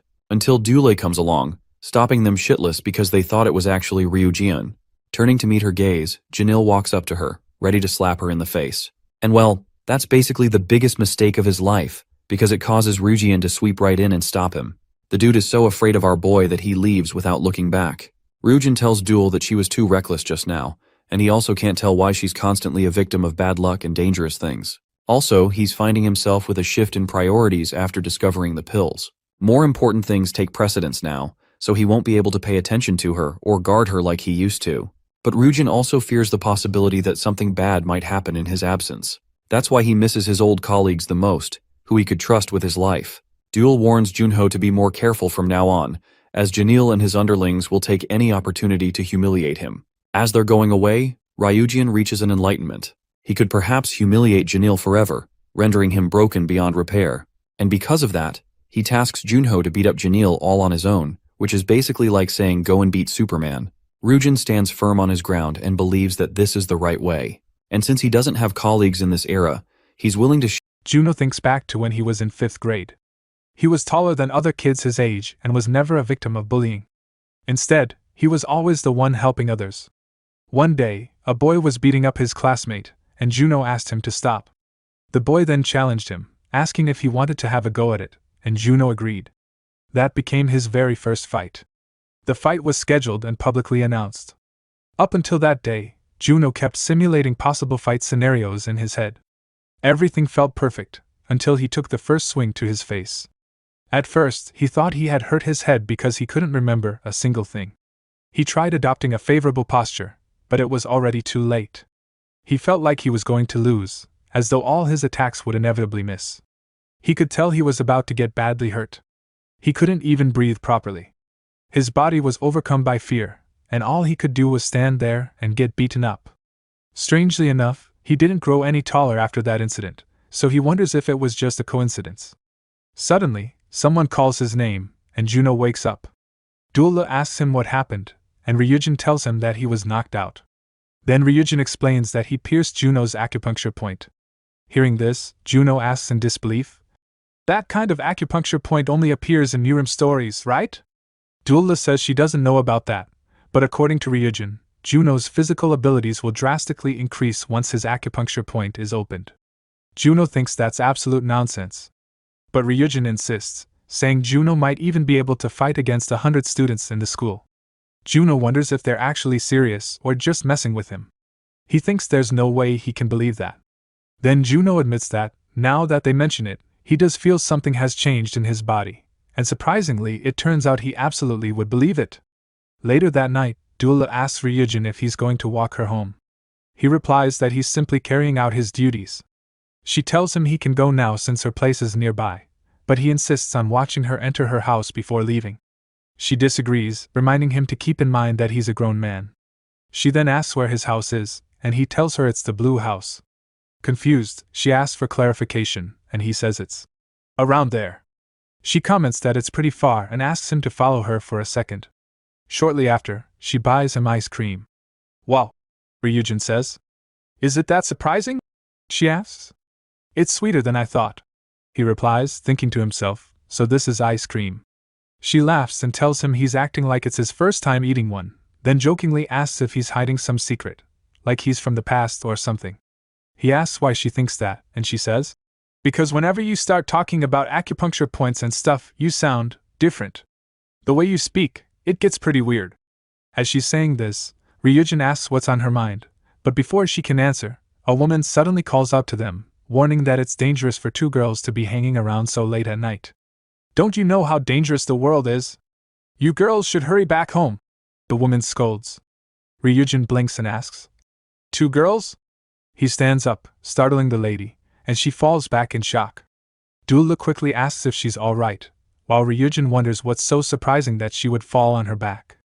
The lady stares at him and says, "How unsightly! Why is a man's hair so long?" Dula agrees, saying honestly, she also thinks it looks bizarre. Ryujin touches his hair, puzzled, when he suddenly notices something unusual. "Lend me this for a second," he says, taking her bag. She protests. "What do you think you're doing?" Dula yells. "Are you insane? Let go of that right now." As Ryujin holds the bag, the woman suddenly starts running away from both of them. Dula apologizes to her, then turns to Ryujin and demands, "Why did you do that all of a sudden? Did you feel something strange?" He replies, "It was probably a dangerous object. I didn't think they'd spread it this much." Meanwhile, Juno thinks to himself that, now that things have turned out like this, maybe he does have to hold on to some hope. He's still not completely convinced yet, but could it be that he really has special powers now? Could he finally face the bully who's been harassing him all these years? But then he shakes his head. No, even if he has these powers, he's still the same as before. He can't fight exactly the same way. Deep down, he's still a coward. The next day at school, Ryujin notices Dula and says he sees she arrived first. She looks at him and asks if he tied his hair up because of what she said yesterday. He claims it's because the weather's hot, but she smirks, saying it seems like she struck a nerve. She then asks why he called her there. He explains it's because there's no one around, and he can clearly see the classroom. "Classroom?" she asks. "Don't tell me, are you really planning to just observe if Juno does it?" Ryujin nods, saying it will only be meaningful if he's not directly involved. "Then why call me here?" she presses. He says he feels like she would have stepped in otherwise. "Fine," he says. "Let's just watch him." Inside the classroom, Yahello throws a slipper and shouts, "What are you doing? Don't you want your phone back? I told you I'd return it if you bring me that slipper. Fetch it like a dog." Another student mutters, saying Yahello acts like he's the king of the world. "Be quiet," someone warns him. "He'll hear you." Ryujin asks Dula what she thinks Juno is going to do. She says, "Even if he believes what you told him, it's hard for someone to suddenly face their fears. He probably won't be able to do it." Yahello taunts Juno again, saying, "Come on, you've done this before. Bring the slipper, and I'll really give your phone back this time." Ryujin shakes his head and says he thinks the opposite. Suddenly, Juno throws the slipper straight at Jinil and shouts, "Just give it back already!" Jinil glares and starts to get up, but his friend stops him, saying he'll handle it instead. Looking around, he wonders if Ryujin is hiding somewhere nearby or if Juno has simply lost his mind. Juno says, "I'm going to end this once and for all." As his body starts trembling, he tells himself not to shake. He already made his decision. He clenches his fist and declares, "This world of theirs, I will change it." Watching him, Dula asks in disbelief, "Is that really the Juno I know?" She admits he's got serious guts and points out that it looks like he's going after Kim Changhwan first. A crowd of students starts gathering around them. She asks Ryujin if Juno is really going to be okay. "If what you said is true, then he should be able to do it," she says. Both boys charge at each other when Ryujin mutters, "What is she talking about? He hasn't even properly opened his vital points yet." Changhwan knocks Juno down in an instant, asking, "Just what the hell is wrong with this guy?" Juno tries punching him back, but Changhwan dodges his attack and starts beating him. Juno thinks this is weird when Changhwan tells him, "If you're going to throw a punch, then do it like this." He punches Juno hard in the face, making him stagger. Juno thinks, "Why am I just getting hit?" Changwon's friend warns him to watch out, saying, "You'll knock all his teeth out. Take it easy." Juno wonders why he can't land a single hit when Changhwan keeps pounding on him, taunting, "Do you get it now? You should know your place." Juno thinks, "Wasn't I supposed to have gained power? How can this be?" Changhwan grabs him and says, "It's not over yet." Juno remembers his previous fight, but Changhwan mocks, "Let's get you a visit to the dentist." Juno wonders if he's actually scared of someone like Changhwan. Hearing Ryujin's earlier words, Dula shouts, "Are you crazy? How could you lie to Juno like that?" Ryujin calmly replies, "Fear and courage are completely different things, but they come from the same source, faith." Just then, Juno headbutts Changhwan hard. Ryujin smirks and says, "I didn't lie to him. I opened his courage vital point." After landing the hit, Juno thinks, "I'm strong." As Changhwan falls back, stunned, Ryujin says, "Just by believing in himself, he gains courage." Everyone around them gasps in shock, saying Juno won. Changhwan got knocked down with just one hit. Minguk, watching the fight, thinks, "No, he just got lucky. That punch randomly hit his chin." Juno, in the heat of the moment, points at Jinil and shouts, "You're next!" But suddenly, Jinil kicks him hard in the face. Minguk thinks, what's he going to do now? Jinil's on a completely different level. Juno stumbles back as Jinil orders Changwan's friend to get him out of the way. Jinil looks at Juno and says, "So you've got some pathetic determination now?" Juno glares at him. "Don't underestimate me." He rushes forward to punch, but Jinil counters effortlessly, smirking. "Remember the old days? Back in elementary school, didn't you realize you're just a scoundrel?" Jinil starts beating him mercilessly, shouting, "We were getting along just fine. So why are you acting like this now?" Just as Jinil is pummeling him, Ryujin intervenes, stepping forward. "Stop. He's not an opponent you can beat yet," he says firmly. Juno, breathing heavily, yells, "Liar! The acupuncture points you told me about, it was all a lie, right?" He clenches his fists, thinking, "I knew something was strange, it hurts like hell when I get hit." But then he realizes something important. He always had the chance to change. Jinil scoffs. "What the hell are you talking about?" Juno takes a deep breath and thinks, "I'm not afraid anymore." Juno says aloud, "What does it matter?" Jinho asks Ryujin quietly, "Can you give him a little more time? I don't know if he'll win or lose, but we won't know until he tries. This is his fight." Ryujin looks at Juno, then nods. "Go ahead. Believe in yourself." Hearing this, Jinil frowns. "This is getting weird. Looks like Juno really intends to fight me." Suddenly, Juno lands a solid punch on Jinil's face. Stunned, Juno whispers to himself, "Did I just hit him?" Jinil tries punching him again, but Juno dodges, thinking, "Should I counterattack?" Just then, Jinil kicks him hard. "Did you really think that would work?" Jinil snarls. The kick lands cleanly, and the sound echoes loudly, shocking the crowd. Juno stumbles but steadies himself, still standing. Students murmur, "What's wrong with him? Did he just pass out while standing?" Jinil punches him again and mocks, "Are you sleeping or what?" He starts hammering Juno repeatedly, yelling, "Did you get cocky just because you landed one hit?" Juno thinks, Jinayel is definitely strong, but why does it feel like I can handle this? Jinayel pauses for a moment and says, "You're more persistent than I thought." Juno realizes, come to think of it, my body feels lighter. Could it be that Ryujin really gave me strength? But so what? I still have no fighting experience. He smirks inwardly. All I know about fighting is what I've seen in manga. As Jinayel continues to strike him, Juno suddenly lands several quick punches in an instant. Juno blinks, thinking that actually worked. Ryujin and Dula both widen their eyes in shock. What the hell just happened? Dula exclaims. Juno thinks this time, I'll do what I couldn't do back then. When Jinayel charges again, Juno braces himself. He's thought about this moment 1,000 times. No, 10,000 times. He explodes forward, unleashing a flurry of punches, pounding Jinayel like a punching bag. It's always been here, he thinks. This feeling has always stayed in my heart. Everyone stares in disbelief. Is that really Juno? Someone shouts. With one final throw, Juno slams Jinayel straight to the ground. Juno thinks, I only won because I gained strength, but maybe, back then, I could have done this too. I just didn't believe in myself. Cheers erupt around him. Juno won! He beat Jinayel! Juno, grinning through his exhaustion, shouts, I won! Then he grabs his face, wincing.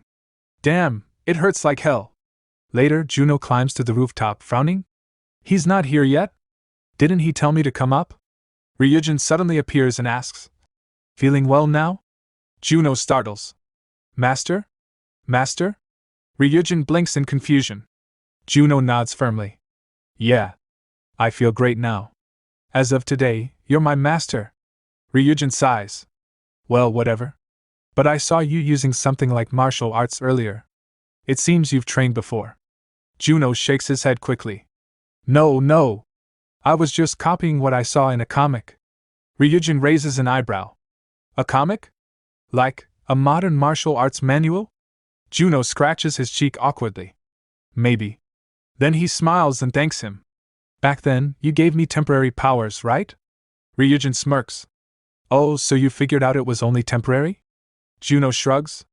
Yeah. I can tell I'm just ordinary now. Ryujin folds his arms. You beat Jinayel, and you're still disappointed? Juno nods without hesitation. Of course I am. Anyone would want that kind of power. Ryujin studies him for a moment, then says, Is that so? Then I'll let you have it, but you'll have to help me out. Juno's eyes widen. Wait, seriously? Of course.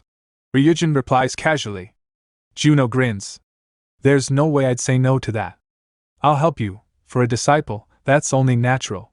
Ryujin smirks faintly. Then follow me. Without warning, he jumps from the rooftop.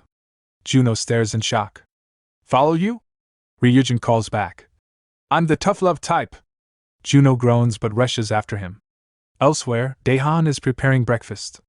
He asks Minguk, When are you going to wake up? Minguk doesn't respond. This brat doesn't even answer me now. Daehan mutters, sighing. The sun's already up, feels like I'm raising a kid here. He pulls the sheets off him, scolding. Are you seriously not getting up? But suddenly, Daehan freezes, his eyes widening in shock. A little later, Ryujin picks up a call. I've answered, so speak. On the other end, Daehan says, I'll cooperate. Did you hear me? I said I'll cooperate. Ryujin frowns. I heard you just fine. Did something happen? Daehan hesitates before replying. I think I need your help. Minguk's body, it's rotting. His condition suddenly got really bad. So bad that he's unconscious. Ryujin's expression darkens.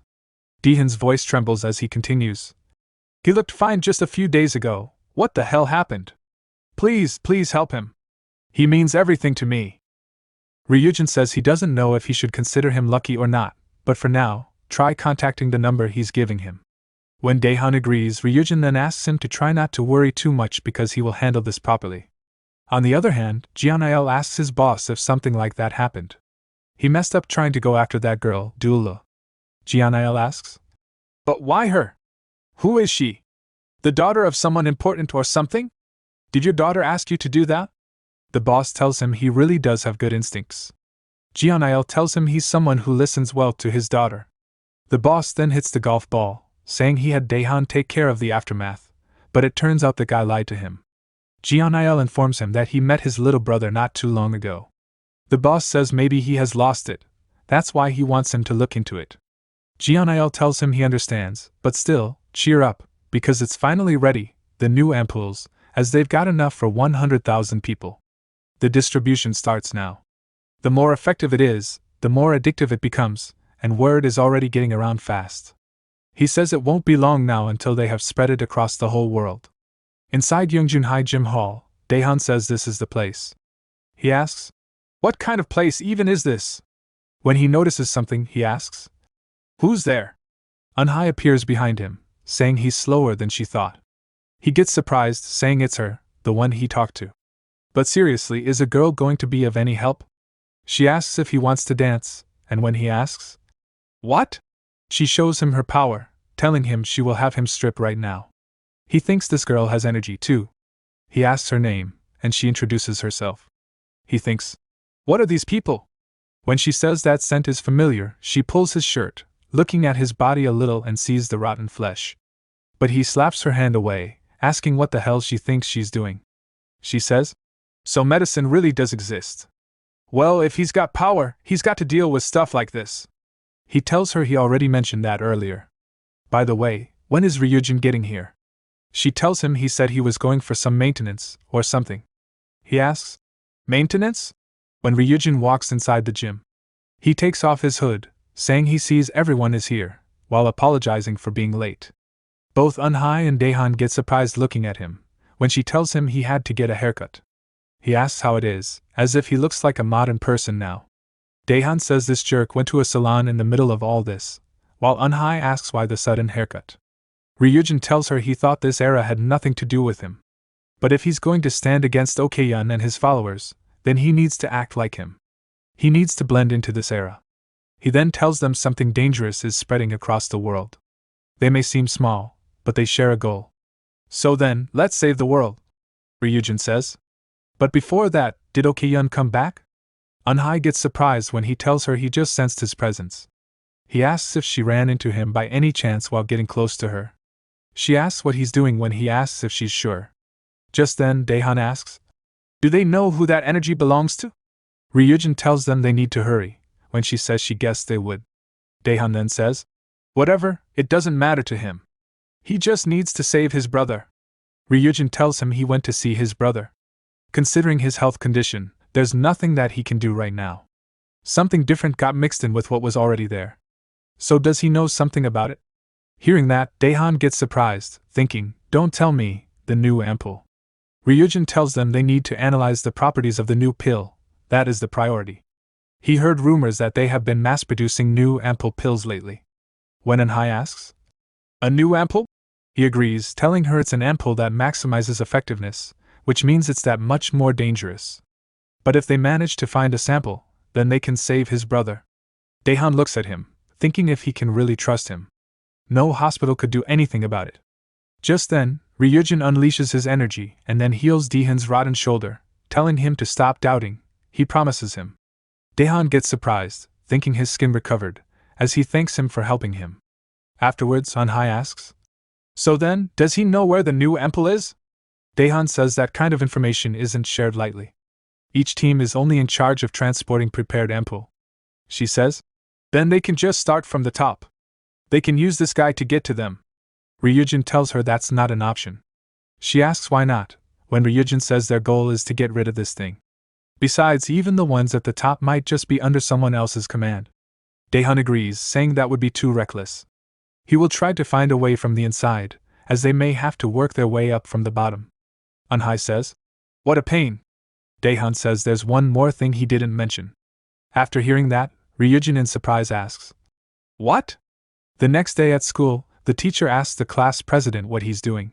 Isn't he going to greet the teacher? A student tells him the class president is absent today. When the teacher asks who, he says Minguk is absent. As if they're sure the world isn't ending, the student says Jinil is absent, too. When they say maybe he's too embarrassed to show his face, the teacher tells the student to quiet down as they're skipping the greeting today. After class, Ryujin is standing on the rooftop when Dula asks if he doesn't know anything. Minguk isn't the kind of guy who would miss school just because he's sick. Ryujin disagrees when she calls him a liar. He asks if she's worried, and she agrees. He tells her he will be back soon, probably. When she asks, "What?" he remembers healing him, saying this should be enough to keep it from getting worse. He will probably just need to get some sleep for a few days. Looking at him, she says he knows something, asking him to spit it out already. Suddenly, he shuts her mouth, saying he thinks someone is here. Sun appears following her, when she looks at her, asking if it's her. Dula tells him not to worry about it because she told her everything. Sun asks what they were both doing here, when Ryujin asks Dula if she told her everything, asking if they're that close. Dula tells him totally, they're super best friends. Sun asks, "What?" when Dula hugs her, saying she said they're best friends. Just then, Dula pushes her close towards Ryujin, telling them, "Come to think of it, isn't this the first time you both are formally meeting?" Sun greets him. When he looks at her, she asks if something is wrong, when he suddenly looks at her, thinking about her. He remembers Daehan told him there's one more thing he didn't mention. It was the boss's order to target him and the girl named Dula, and the original target was Dula. He made a fake report and closed the case. But Ryujin asks, "What? Who the hell is that seal, and why did he go after that girl?" Daehan tells him he's not exactly sure, but probably it was a request from someone he couldn't refuse. Just then, Ryujin gets closer to her and whispers something in her ear. She gets shocked and backs away a little. Seeing that, Dula asks, "What's going on? What did he say to her?" Suddenly, Sun runs away, while Dula follows her. Just then, Anhai appears. Ryujin asks if she looked into the boss. She agrees. When he asks if his last name is Choi by any chance, she gets surprised, asking how he knew. She asks if he's serious, as if he remembers Choi Jaeyoung. Ryujin gets surprised while remembering the beast Choi Jaeyoung. He tells her, "Of course he does, one of Okyeon's subordinates." Anhai agrees, telling him he's now the chairman of CK Shielders, and he's living under the name Choi Jongwon. Jongwon walks into his office, asking his men to bring him some food. After school, Ryujin and Dula are walking back together when Dula asks if he's really not going to tell her. "What possibly could you have said that made Sun suddenly leave school early?" she asks. He tells her, "Even if I tell you, you wouldn't believe me." She gets frustrated. "Why do you get to decide that? Just spit it out already." Just then, he stops and tells her, "All the things you've been through, they were Choi Sun's doing." Dula gets shocked. "Sun did all that? How can you be so sure?" He sighs. "I told you, you wouldn't believe me." She clenches her fists and says, "Fine. I'll go alone from here." As she leaves, she starts thinking about the first time Sun told her to be friends. She remembers how surprised she was back then. "Why would you want to be friends with me? It won't be good for you to be close to me," she had said. But Sun smiled and replied, "Who cares about that? As long as we're both happy together, that's enough. Just the two of us." After that, they spent almost all of their time together, enjoying each moment. Dula mutters to herself, "There's no way that's true." On the other hand, Sun reaches home, replaying Ryujin's words in her head. "Why do you hate Dula so much?" She clenches her fists and grits her teeth. "How did it come to this? That bastard, he's so fucking annoying." Meanwhile, Jianil is talking with Jongwon. "That's what it looks like for now," he reports. Suddenly, the door opens. Jianil turns his head and says, "Who the hell is?" He stops, shocked. "Jongwon, your daughter is here." Sun walks in and sits on the sofa. Jongwon gestures at Jianil. "Get out," he says coldly. Jianil nods and leaves. Jongwon then kneels in front of his daughter and says, "Your father made a huge mistake. But don't be too upset, it'll all be resolved soon. I've entrusted it to Jianil." On the other hand, Daehan says, "There's no time. The new ampoule must have started circulating already, but my team isn't getting any orders." Ryujin replies, "Someone inside must have noticed." Daehan nods. "It looks that way, but it's not like we're out of options." Ryujin asks, "So what's the plan?" Daehan explains, "Not all trades go through secure middlemen. Some are done secretly, like smuggling." Anhai tilts her head. "Smuggling? What's that?" Daehan stares at her. "If you're asking what smuggling is, Ryujin interrupts. How are those trades even organized? Through SMS apps like Telegram. Daehan replies. Ryujin frowns. What's that? Daehan groans. You seriously don't know Telegram? It's a messenger app. Like a chat app. Both Anhai and Ryujin exchange glances and ask. What's that? Daehan rubs his temples. Why the hell do you guys not understand what I'm saying? Where do I even begin? Anhai sighs. Just explain everything from the top. Daehan exhales. Fine. You must know someone around you who can get this stuff. Ryujin nods. I think I do. Afterwards, Juno is sitting inside a train, thinking. I've got one job, to successfully complete this deal. He remembers Ryujin's instructions. It shouldn't be too hard. As long as the deal goes smoothly, he'll show up. But be careful, those people are dangerous. Juno gulps. Dangerous. Great. Now I really gotta poop. The train announcement says. Next stop, Terminal Station. Juno thinks. Finally, where the deal happens. He arrives and notices he's the only one there. Where's the seller? Suddenly, the door opens, and a scary-looking guy walks in. Step this way, the man says. Juno gulps. This guy must be the seller, come on, hurry up. The man insists. Juno shivers. Doesn't he look scary as hell? Thinking this must be how they pull off deals under the radar, he asks. Can I get mine too? He hands the money over. Anyway, mission complete. Suddenly, the man receives a phone call. Juno freezes. He's taking a call right now? Another man steps up and asks. What's going on? They're telling us to call off the deal. The seller replies. Juno panics. Why now? The executive gave the order. The seller continues. Maybe there's an issue with one of the new buyers. The man looks at Juno. Hey you. Come here for a second. Juno freezes. If they catch me, I'm dead. Master isn't here yet. I just need to stall for time. Suddenly, another door opens, and another guy steps out. Juno's eyes widen. There were more sellers? I'm screwed. He closes his eyes, then hears a calm voice. It's okay, Daehan says with a smile. I'm an ally. Juno blinks. Minguk's brother. I'm saved. Daehan picks Juno up and asks, Is this guy the problem? He throws Juno back gently. I just dozed off for a bit. Daehan mutters. Who would have thought this was Team 2's deal spot? Juno stares, confused. What's going on right now? Daehan turns to the other team. What's up? Not gonna say hi? They quickly apologize and greet him. It's fine. Daehan replies, though he thinks to himself. Annoying. Meanwhile, Ryujin stands at the station. So this is what they call a subway. Daehan wonders, where the hell did that bastard go? Ryujin, meanwhile, looks around. Which way should I go? Daehan approaches two men and points at a vial.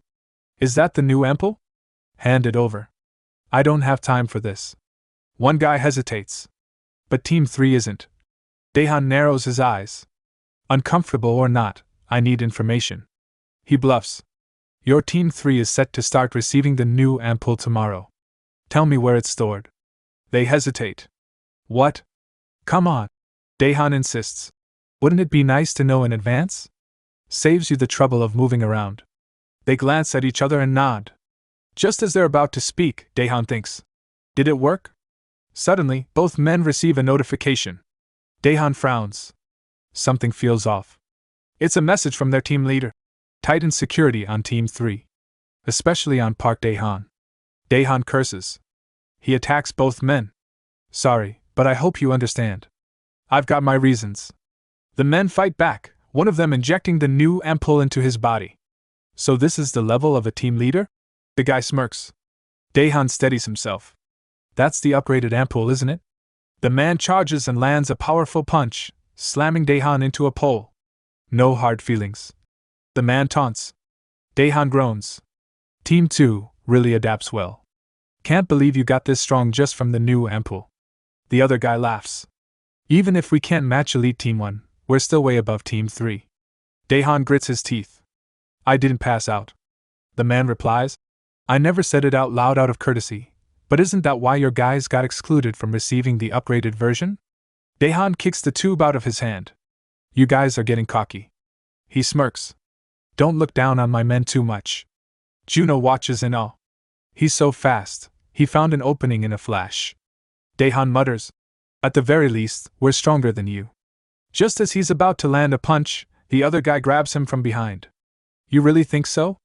Starting with you, Team Leader 3, we'll use your team as a stepping stone to reach Team 1. Daehan smirks.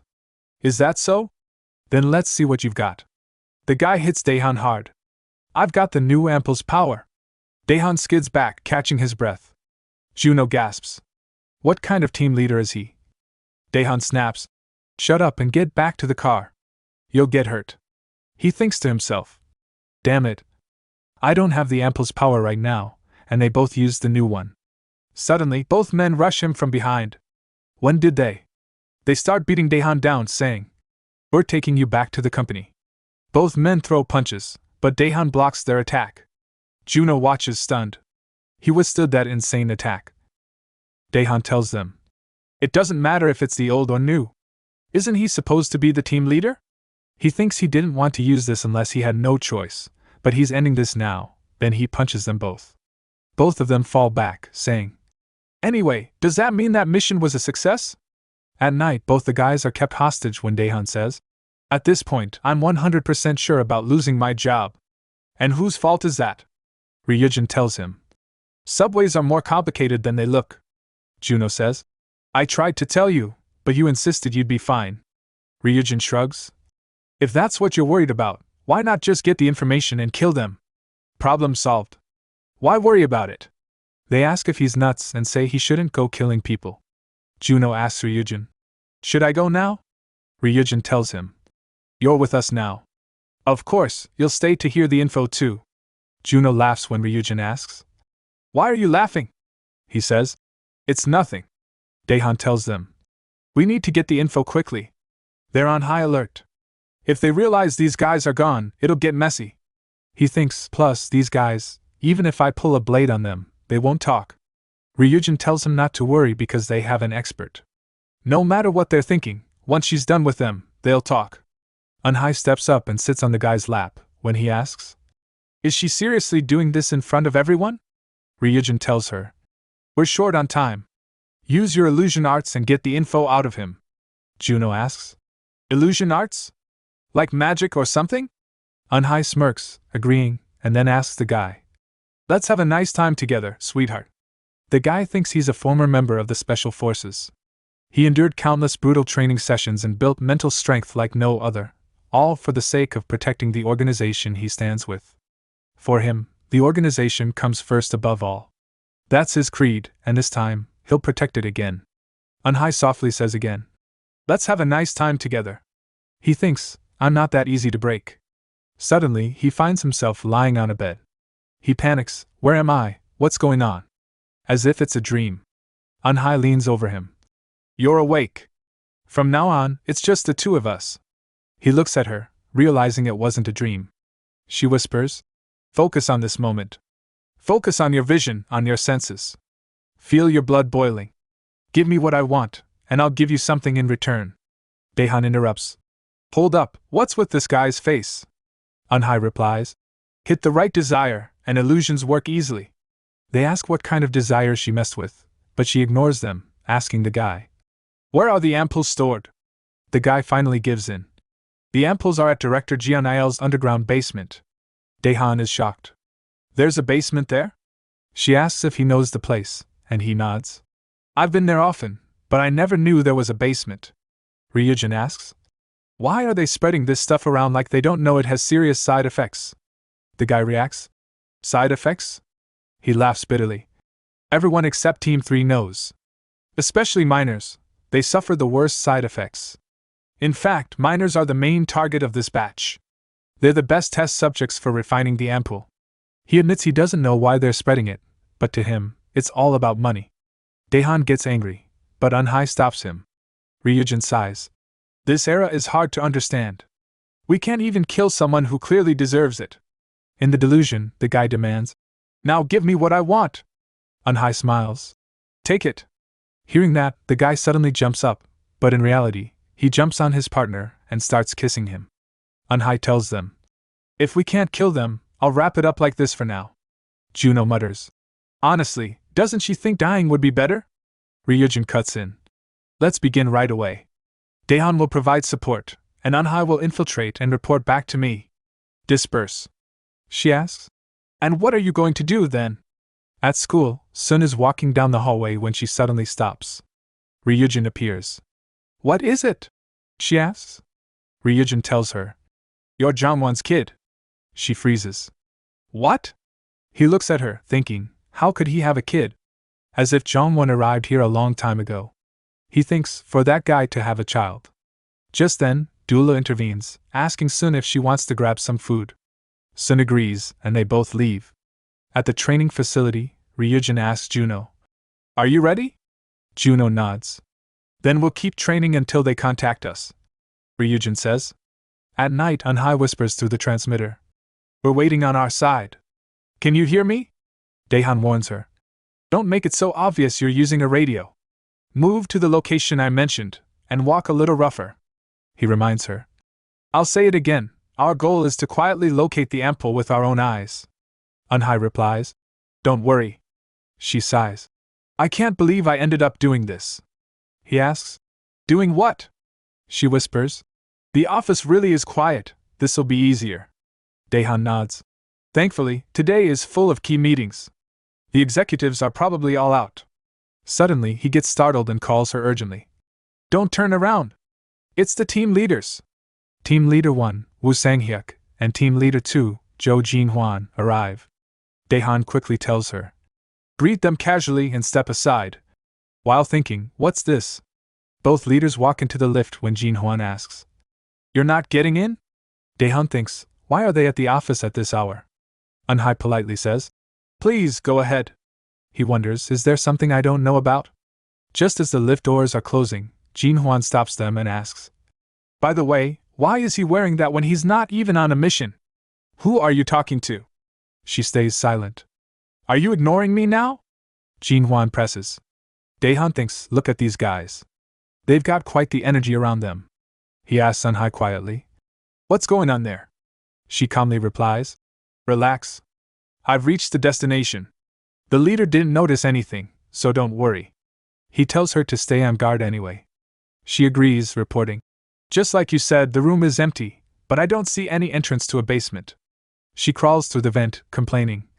This is really the only way. He admits. Sorry. I've never actually been there myself. He asks if they're getting close, but she says. No. I'm already here. Just then, she confirms. I've found the ample. Daehan replies. Good. I'll contact Ryujin right away. But she suddenly stops him. Wait. What is it? He asks. There's something else. Daehan freezes, don't tell me. Inside the room, Jianael sits calmly and says, A mysterious woman? Who are you? Daehan realizes instantly that voice. Cha Jianael. Jianael smirks. I was expecting you, Daehan. Daehan thinks he expected us to come. Jianael calls out. Daehan, you listening? I noticed something was off the moment you reported to the boss, so I checked it out myself. I installed the bug on Minguk's phone. Daehan mutters to Anhai. This is a waste of time if we don't get the ample. Can you get out on your own? She smirks. By myself? Who do you take me for?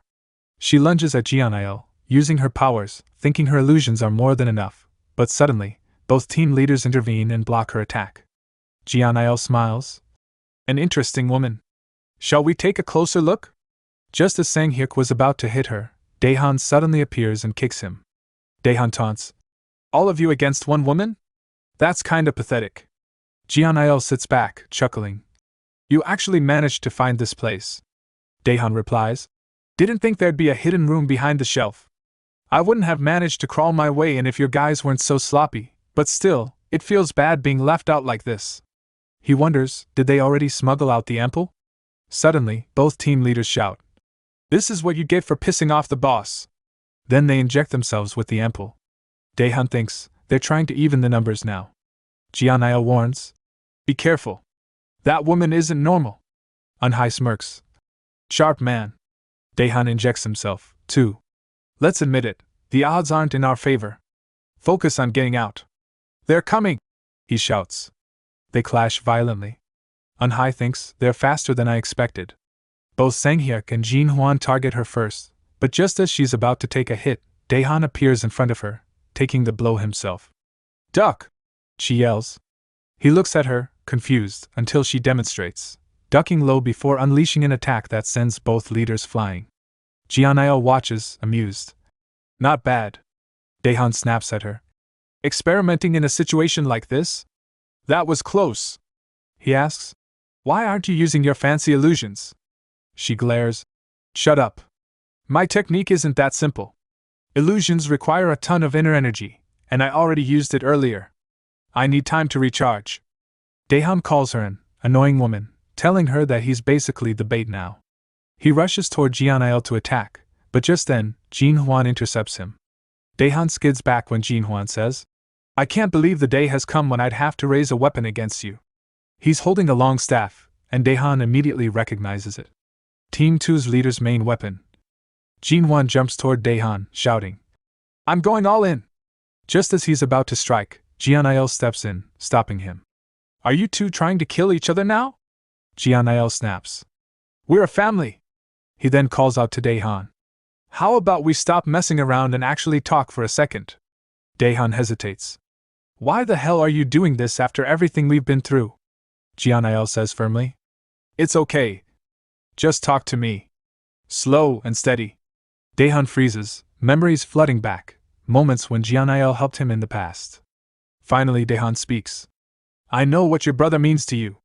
Jianail nods, his voice softer now. He's my whole world. That's why I've been trying to look after you like my own little brother. Daehan clenches his fists. Your brother, he's really sick. I know I shouldn't have, but I shared some of my ampoule with him. Jianail's eyes widen slightly. Daehan continues. I started suspecting the ampoule might have side effects, so I told him to stop using it. But he must have found new ampoules somewhere. I think that's what caused these extreme reactions. I had no other choice if I wanted to save him. Jianail exhales deeply, then says, I guess blood really is thicker than water. He pauses for a moment before adding, You know, my brother doesn't respond well to drugs either. Daehan narrows his eyes. That new ampoule, Jianail says slowly. I'm the one who gave it to him. Before he can say another word, Daehan punches Jianail hard, sending him crashing against the wall. Daehan then pulls out the remaining ampoule and injects himself. I really didn't want to believe it, he mutters, his nose and mouth starting to bleed. He looks at the others. You all knew, didn't you? Anhai stares at him silently, thinking, no matter how powerful he gets, his body won't last long. I asked you. Daehan roars. Did you all know? She looks away, thinking maybe he plans to end this before his body gives out.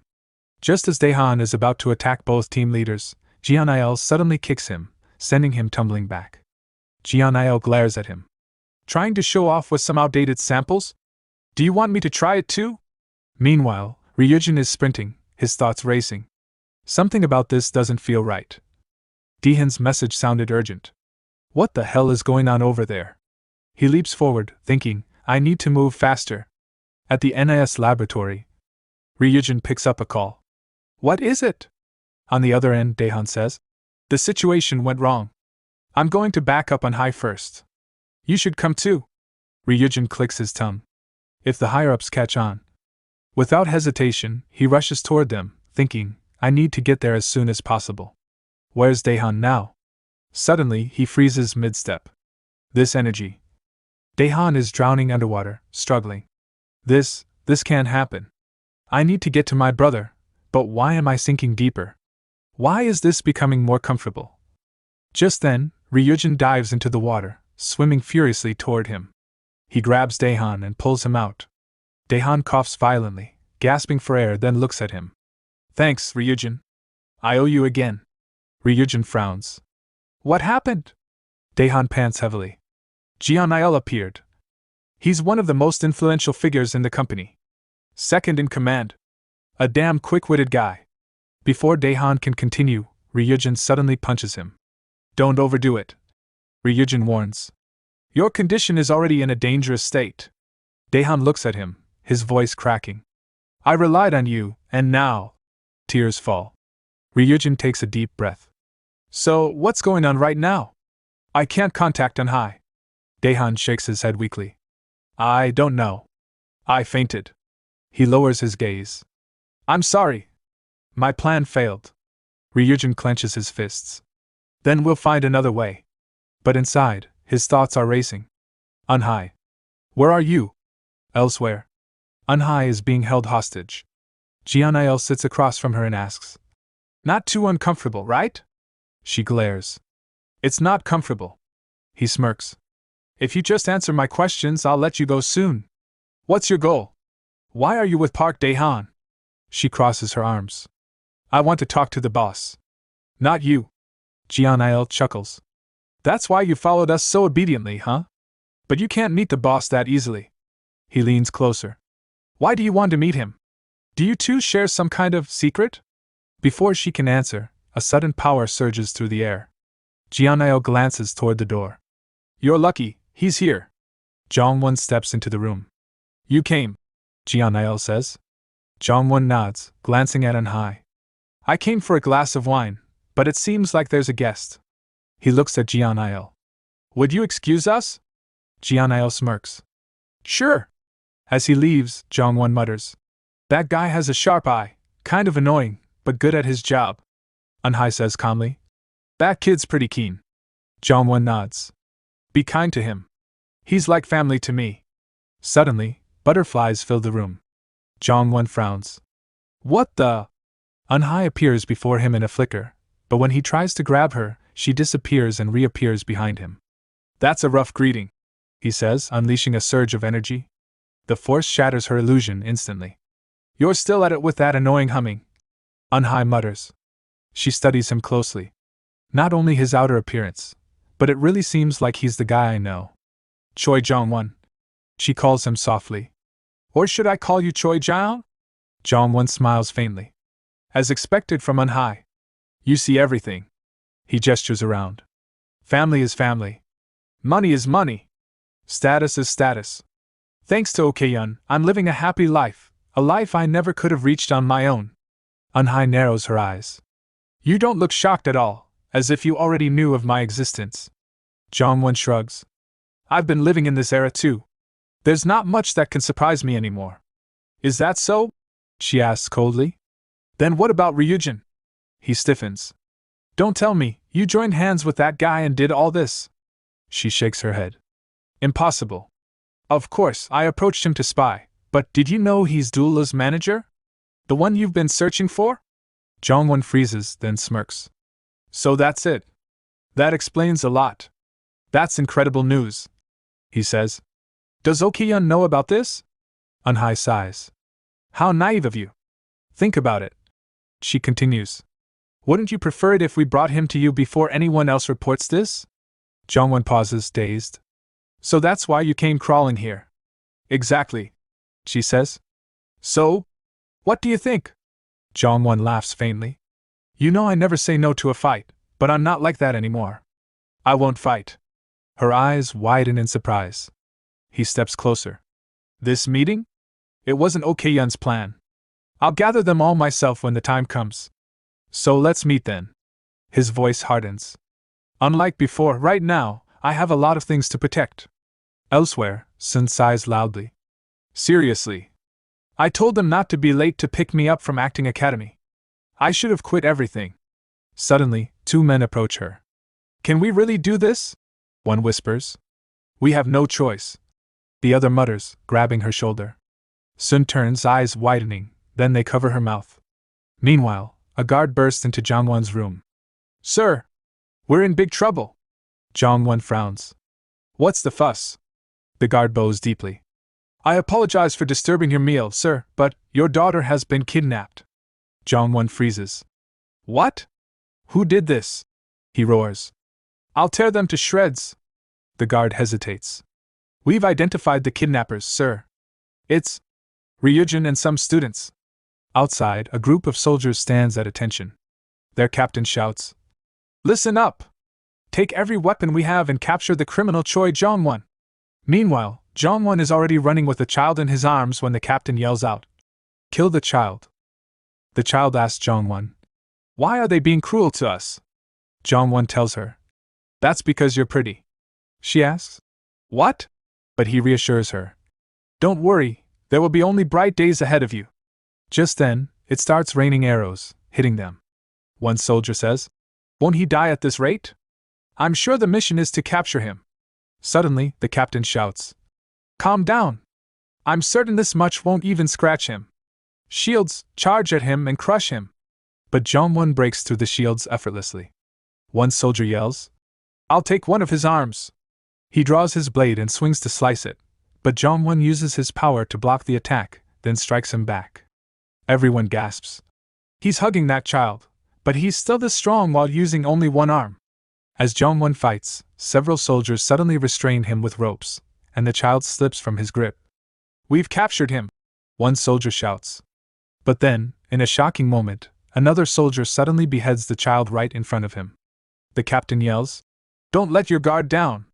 His real self isn't even out yet. Just then, all the soldiers freeze in shock as Jong-won transforms into a bear. Afterwards, Jong-won wakes up, breathing heavily, when Yahello asks, Did you sleep well? Jong-won asks, Did you look into it? Yahello replies, Ryujin and Daehan, it seems like they approached your daughter, aiming for the ampoule. I'll take care of them as soon as I find them and report back to you. Jong-won shakes his head. Don't worry about it too much. But Yahello disagrees. No. I'll handle this myself. Later, Daehan is sitting on a chair when his teammates, Team 3's bodyguards, ask, Are you alright? What happened to your body? One of them mutters, It looks like only our team is being outcast. How's it going with the company? The guard replies coldly, I'm not telling you anything until the end. He gets up without another word. Daehan remains silent, but another teammate insists. Come on, get up. Let's have some soju together. It's been a long time. Another adds. Daehan, just talk to us. Whatever happens, remember we're a team, we'll always be on your side. Suddenly, Daehan slaps his friend's hand away. Get lost. You guys are useless to me. He storms out, thinking to himself, I'm sorry, but I can't let them get harmed too. Inside, one of the teammates sighs. Our team leader is really mean. Another whispers. Quiet, just let him be. A little later, Ryujin knocks on Daehan's door. When Daehan opens it, Ryujin says, I've confirmed your friends have gone back. Daehan asks, Juno came too? Ryujin nods. Yeah, I called him over. He might be of some help. Ryujin then asks, How do we find the ampoule's location now? Daehan replies, Now that I can't contact Anhai, I don't think it's a good idea to move hastily. All trades have stopped for now, so they must have hidden it somewhere. Ryujin frowns. So there's no way? Juno speaks up. What about Sun, the CEO's daughter? Now that I've heard everything, doesn't it seem like she knows something? Maybe we can use her somehow. Daehan narrows his eyes. Use her? You're not as innocent as you seem. Ryujin looks at him sharply. Are you saying we should kidnap her? Juno quickly raises his hands. No. I didn't mean it in a bad way. Suddenly, Duela's phone rings.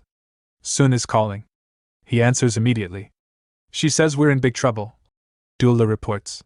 What's going on? Ryujin asks. Can you come here right now? She pleads. Is it those suspicious men again? He asks. No, she says anxiously. It's worse than that. Sun's been kidnapped by Yahello. Sun is now held hostage. Yahello smirks at her, saying, There are so many fascinating things hidden in this world. To think that this one thing can grant such enormous strength. He shows her the ampoule. With this, I can even crush Ryujin. Where can I find more of it?